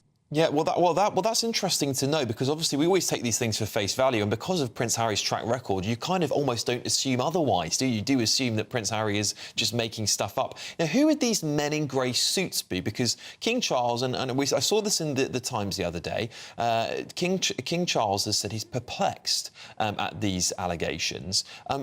Where would this sort of leak come from, Charlotte? Because Prince Harry's blaming Buckingham Palace. I think he's right to blame the men in grey suits, because it must be somebody in the palace briefing out, because the information was close to being correct. So the picture frame detail is correct. who was in the picture was incorrect. So it does give a sense that it was maybe somebody in the corridors of power at Clarence House or Buckingham Palace who glimpsed this thing and who was maybe standing outside the door or nearby. But as Harry was very careful to point out, there were only 2 people in the meeting, and it was him and his father. But the kind of people that are around his father are people like Clive Alderton, who Harry calls either the bee or the wasp, but he has these very unkind names for them because they swarm around, hovering outside and sort of stinging when they need to. And I think that's who he thinks it is.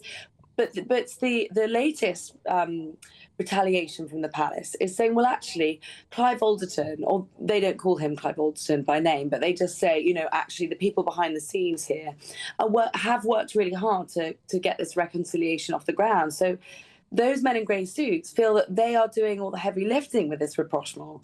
Harry thinks they're sabotaging it and torpedoing it. So it's a real war of words. It is indeed. I mean, it seems like a true reconciliation because Harry has been reported to have said he wants a one foot in, one foot out relationship with the royal family. When we hear these sorts of accusations and then the king sort of at least patting them down, doesn't feel like we're getting much closer, sort of one step forward, 2 steps back, Charlotte?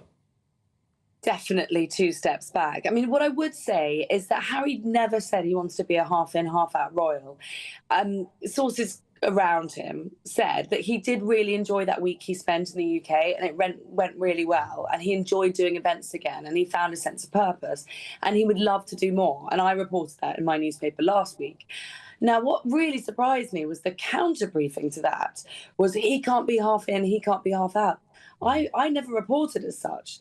So they were obviously very, very sensitive about that whole issue and very quick to brief against something I had written myself anyway.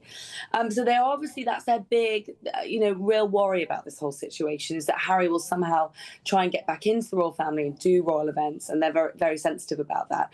I can only imagine a lot of that is coming from Prince William's side, because I know there's absolutely zero forgiveness on Prince William's side. And the last thing William wants, actually, is Harry turning up at events while he's around as well. And the final story I wanted to ask you about is Fergie and Prince Andrew, both banned now from Christmas at Sandringham. I can only have a sort of gather a guess as to why, Charlotte, but not going to be a nice Merry Christmas for them. No, they were banned last Christmas. So were they really? They were asked to politely excuse themselves. So it was one step below a full ban, because, of course, King Charles can't be seen to be banning his own brother from Christmas, but I'm sure he wants to. And the same thing about funerals and memorials or church services. The king can't actually ban Andrew from them, but what he can encourage him strongly to do is not try and take centre stage on the rare occasions when he does come out. So at the Duchess of Kent's memorial funeral recently, Andrew couldn't help himself. He was muscling his way to the front of every shot, of every frame, talking to Prince William at every possible opportunity. And it was really embarrassing. So what they've said today is, can you please be, quite literally, I think the quote was, invisible from now on. So you can still go to church, but just don't be seen by anyone. A very, very brief comment for you on this one, Charlotte. It's a silly rumour that I heard, but it perhaps might be true. There was some silly rumour going around that they might be relocating Prince Andrew to Dubai. Any at least good intel that might be happening or might not be happening? I can see why that rumour is the case, because they've got a lot of friends there, and Fergie's PR man's there, James Henderson, who's a lovely guy. I think it'd be quite a good place for them. If I were them, I'd give it a go. OK, lovely stuff. Thank you so much. Charlotte Griffiths there, as brilliant as ever, editor-at-large at The Mail on Sunday. Thanks for joining me, Charlotte. Well, coming up. Because of the far-right global network that he now represents. Well, that's Ed Miliband on a Fringe event at the Labour Party conference, attacking GBNews. Plus, all the front pages are coming up next. We're going to be digging into that one, I promise. This is Alex Armstrong tonight, only on GB News. Can't wait to get in that sea. Lovely and warm. Just like the feeling of having great travel insurance. All Clear Travel Insurance sponsors GB News Travel Destinations Forecast. Ex-Hurricane Gabriel continues to bring some wet and windy conditions across parts of Iberia over the next couple of days, particularly across southern parts of Spain and Portugal through Monday afternoon. There'll continue to be some strong winds and outbreaks of heavy rain. A little drier across parts of France and Italy, though the Balkans continue to see some outbreaks of quite heavy rain as we go through Monday afternoon. It'll then turn a little bit drier towards the middle part of the week, and temperatures for most reaching the mid to high 20s. All Clear Travel Insurance sponsors GBNews Travel Destinations Forecast. Hello again and welcome to your latest GB News weather update from the Met Office. There will be some rain in the far northwest of Scotland on Monday, but for most, once any fog clears, Monday is promising to be a fairly fine day with some sunny spells, and that's courtesy of this area of high pressure extending from the southwest.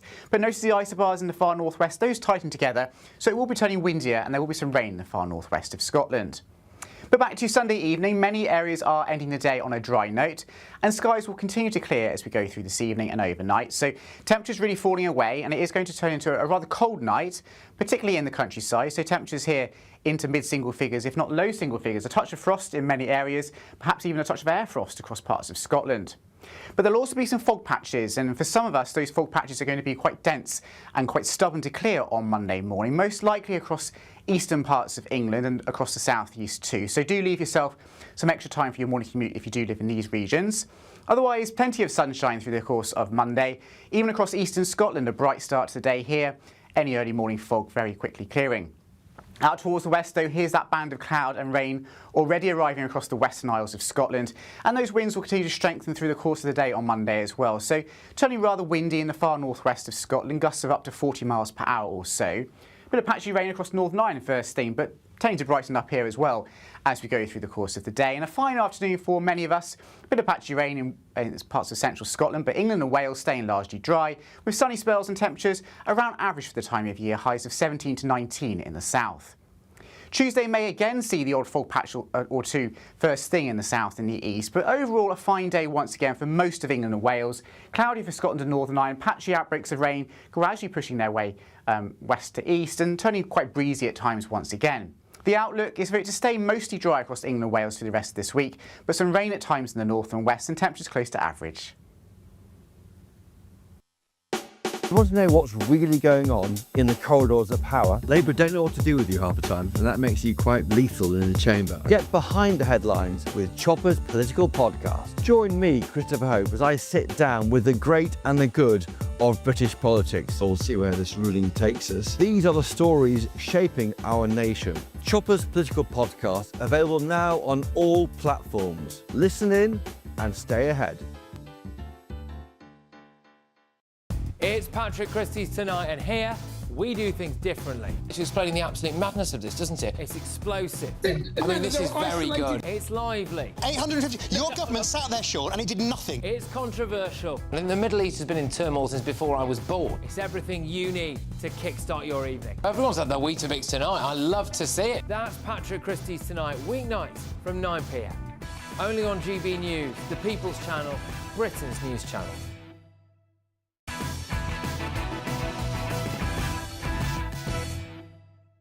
This is Alex Armstrong Tonight, only on GB News. I have got your front pages coming in thick and fast. Let's start with the Mirror, shall we?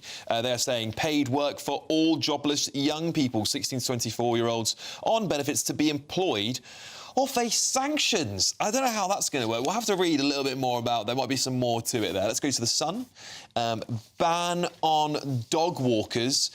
Get off one's land. Park closed off as William has moved in. Well, I'll talk a little bit about that. On the top of The Sun there, you can see PM Farage's plans racist. I do think the Prime Minister, I think Matthew, you said this earlier, and we'll get to this, but I think you think you're right. You think he'll eat his words on that one. Front page of the Metro. Again, PM reform plan is racist. Starmer's attack after polling blows. And then The Guardian are leading with exactly the same thing. Reforms, racist migrant plans could tear Britain apart, says Prime Minister. Well, let's. Shall we? I mean, I kind of want to start on that one. I think we have to, really, don't we? Yeah. I think we have to. So let's just maybe bring up the front page of the Metro, because it's got it in big bold letters to remind us what we're talking about. Immoral policy will tear the UK apart. This is Starmer's claim. I think we talk about this in a slightly different, because we spoke about this quite a lot tonight. But the pages are basically picking up that word, aren't they? Racist. Right. That is what's triggered this. I don't think he would have got the same attention had he just had the word immoral, perhaps, because you could make a moral argument for it. But calling it racist has sent everyone off. And let me tell you, Alex, he will not be forgiven for calling us far right last summer, and he will not be forgiven for calling us racist now. All we want is secure borders, safe communities, and a country to be proud of again. This man is demonising hard-working people of this country with names like racist and far right. He will never be forgiven. If Labour have got any brains, they will get rid of him as soon as they can, because we've had enough of this man. His monotone voice, his patronising tone. He is dead politically to tens of millions of people in this country. You know what's really interesting, isn't it? Like, this is the thing, because, Corey, when people hear this sort of stuff, it puts a lot of people off the Prime Minister. It puts a lot of people off Labour. I think it actually pushes more working-class people who will probably agree a hell of a lot with Nigel Farage's plan to reform the UK. This doesn't do them any justice, does it?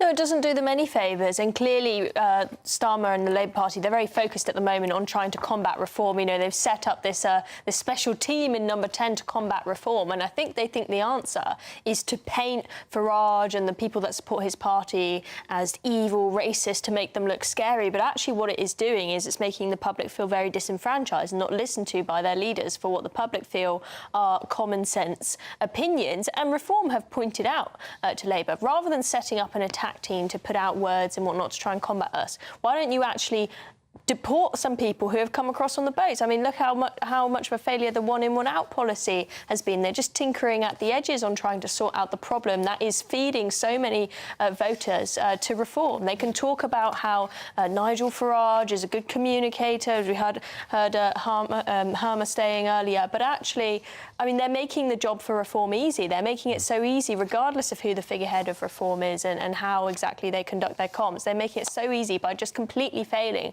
to sort out the immigration problem in this country. Yeah, I guess, Matthew, what Labour's has tried to do, at least with some words prior to this, is talk about unity, talk about the country coming together. And these sorts of statements by Lord Herma and the Prime Minister don't give off that unifying vibe. Frankly, they give off the opposite. They give off division, and they're accusing other parties of it, but actually they're the ones using this very divisive rhetoric. I haven't heard Nigel Farage call the Prime Minister far left or any names. This is really silly name-calling, and when you look at that MRP poll, those two massive MRP polls, they show a massive collapse for Labour. Well, I don't share Adam's angry contempt for the Prime Minister, but I do think that Number 10 is managing some sort of crisis at the moment. Because Starmer has overhauled Number 10 not once now, but twice. And we're only 14 months into this new government. And his comms director just left, what, a few days ago? By any stretch, that's disappointing. And, of course, that is going to impact on the Prime Minister's performance. Just imagine how difficult it is to be a Prime Minister, full stop. If you have got chaos around you and you are constantly fighting fires within your own setup, within your own party, it makes it even harder to run a country. On the specifics of the language, as I've said already on the show, I think it was a mistake. I suspect he was caught on the hop. I suspect that his advisers will explain to him afterwards, if they're worth their salt, that that was not the right language to use about a policy that is not a million miles away from the plans that Labour are looking at. And I'll just say quickly, because this I think is important, Reform have made clear that although their plans to take away this status of indefinite leave to remain will not impact, I think it's the 4 million people who have settled status as a consequence of the European withdrawal agreement. For Europeans who come after that, it will impact them just the same as it will for people outside Europe. So how you can call that policy racist, the mind boggles. I hope it was a slip-up. The problem I've got with it, really, is that it feels like it was his, as you said, off the hop, but that's his internal brain, his internal monologue saying it, and I think that's the difficulty. But look, we've got some clips here. We've got some clips from the Labour Fringe events, and I think you guys are going to be really interested to see this. Let's play the first one, shall we?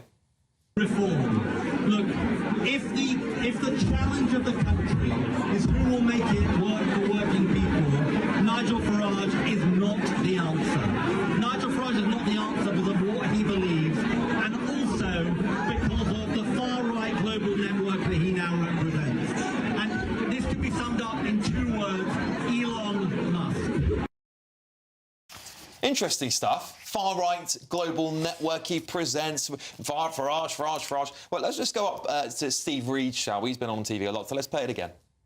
Because the Tories literally cover this country in shit. We are the disinfectant that is going to clean that mess up.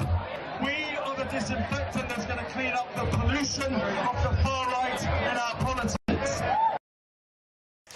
It's just like, there's this constant obsession with the far right. No, listen, it's getting extremely boring. I'm actually past, I'm in the different stages of grief here because I feel like the government is just attacking everybody that doesn't agree with them, is calling them far right.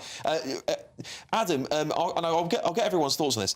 This constant obsession with far right, and they attribute Nigel Farage to far right, and we know that. We've seen it now so many times, right? I don't think if you asked them to define far right, they could do it. No, let me just tell you. I am hated by the far left. Hated. I'm also hated by the small amount of far right in this country because I'm not racist and I'm not extreme. And they would want someone like me to use my big platform and put out racist rhetoric. Now, at the end of the day, we've seen comments from even Emily Thornberry years ago with the St George's flag outside that house. They have contempt for the working class men of this country, especially the white men of this country, which they think should think another way. They do not think we should be patriotic. They do not think we should shout out about our views on immigration. They have contempt for us, and they cannot get their head around that we do not agree with them. And a lot of the issues from immigration do not affect Starmer and the MPs. So they do not get the problems that we see in our communities, and that's the problem. Well look, we'll come back on this because we've got to take a quick break, but we're going to come back and I hear from Chloe and Matthew on their thoughts, because we've also got another video to show you, but on the front page of some other pages, front papers, sorry, Bridget Phillipson is coming up as well. This is Alex Armstrong tonight, only on GB News.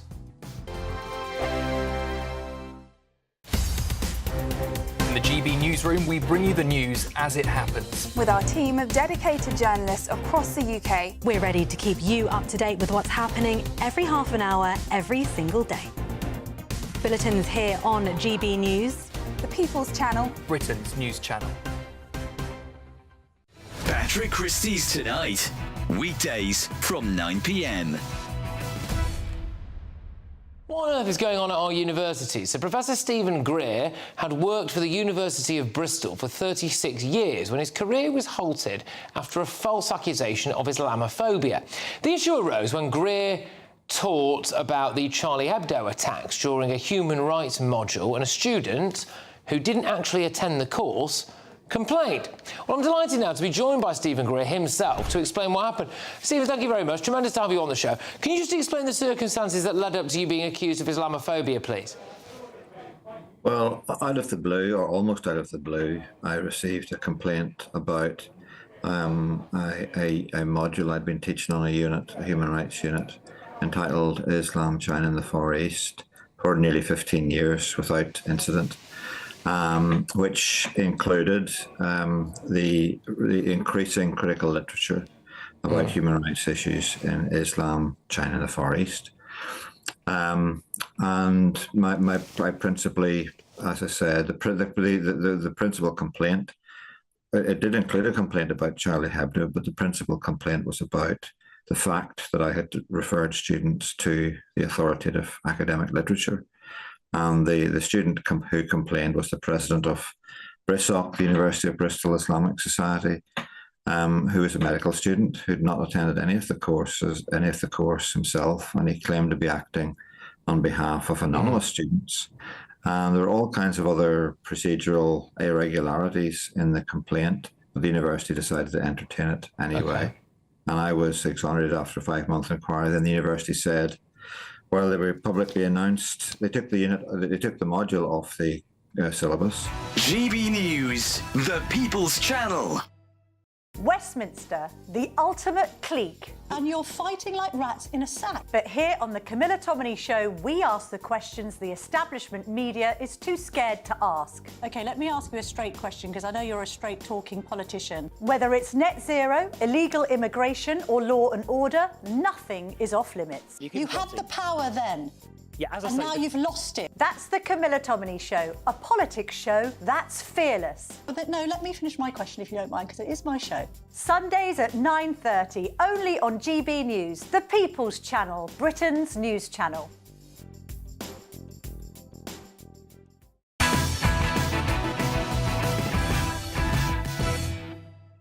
Welcome back. Bridget Phillipson, having some fun at Labour conference this evening. The message I've heard loud and clear from members here in Liverpool this week is that we've got to stand together, unite and take the fight outwards to reform. Divided parties will win elections and we will make reform if we're arguing amongst ourselves.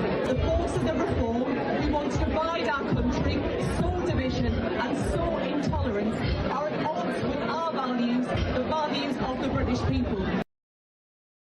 Oh, at least you didn't call them far right, I guess. Let's take a look at another clip.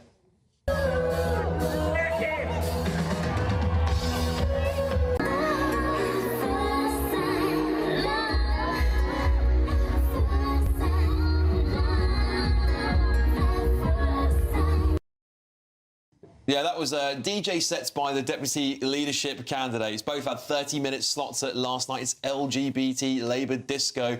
Bridget Phillipson, who had half a shot during her set, opened with Believe by Cher, and Lucy Powell had the biggest crowd pleaser with Charlie XCX. Listen, I want to go back to all those clips we played, and Matthew, I'll start with you, because a lot of mention of the far right, the far right, the far right all the time. So it is not far right if you have concerns about the levels of immigration to this country. Immigration is, by definition, an area of public policy. Obviously, it should be debated. I think it should be debated without toxic language, but it is not far right to have concerns. It is far right to attack migrant or asylum hotels. It is, in my view, hard right to protest outside of them where there are people who are completely innocent of any crime, who have not been arrested, and where migrants or asylum seekers have done bad things, which is disgusting. They need to, obviously, to be held to account by the law, and in one case, I think someone is serving a custodial sentence, absolutely correctly so. What we saw recently is 150,000 people estimated on a march through London who were following Tommy Robinson. Tommy Robinson unambiguously has a far-right past. Not everyone on that march will see themselves as far-right, and I've no doubt that many of them were not, but they knew, presumably, who was organising it. And I'll say one other thing, two other things very quickly. Nigel Farage has consistently distanced himself from Tommy Robinson. That is extremely important. It's important that viewers know and are aware of that. And the second and final thing is that Elon Musk literally addressed that rally and said, violence is coming to you. Unless you fight back, you will die. Okay. That is extreme and it is dangerous. Yeah, well, look, we haven't got a lot of time, but you know, I want to get your thoughts, Chloe, on this as well, because I mean, I disagree with some of the things you said there, Matthew, and I think calling people hard right that protest outside of hotels. I was there today. Yeah, I don't think that's fair. I really don't, because there are many genuine people. Can you briefly summarise your thoughts for me, Chloe? We're going to talk more about this in the next hour as well. Loads more to come. I think I agree with Matthew that if you are attacking physically a migrant hotel, that does make you far right, and that is concerning. But I think if you're protesting because you've got concerns about the safety of your community, then that is absolutely acceptable. Don't do it outside their homes or my home. 2 seconds. Right. I protest outside the Bell today. I'm not hard right. I'm just a father that is scared of migrants that we don't know anything about sexually assaulting young girls in my area. And I think the majority of the public is behind me. Well, listen. Look, Matthew, Chloe, you're staying with me. Adam, thank you so much for joining me tonight. We're going to be talking about this stuff so much more on the next part of our show, late edition. Come and join me. Let's just have a quick look at your weather first.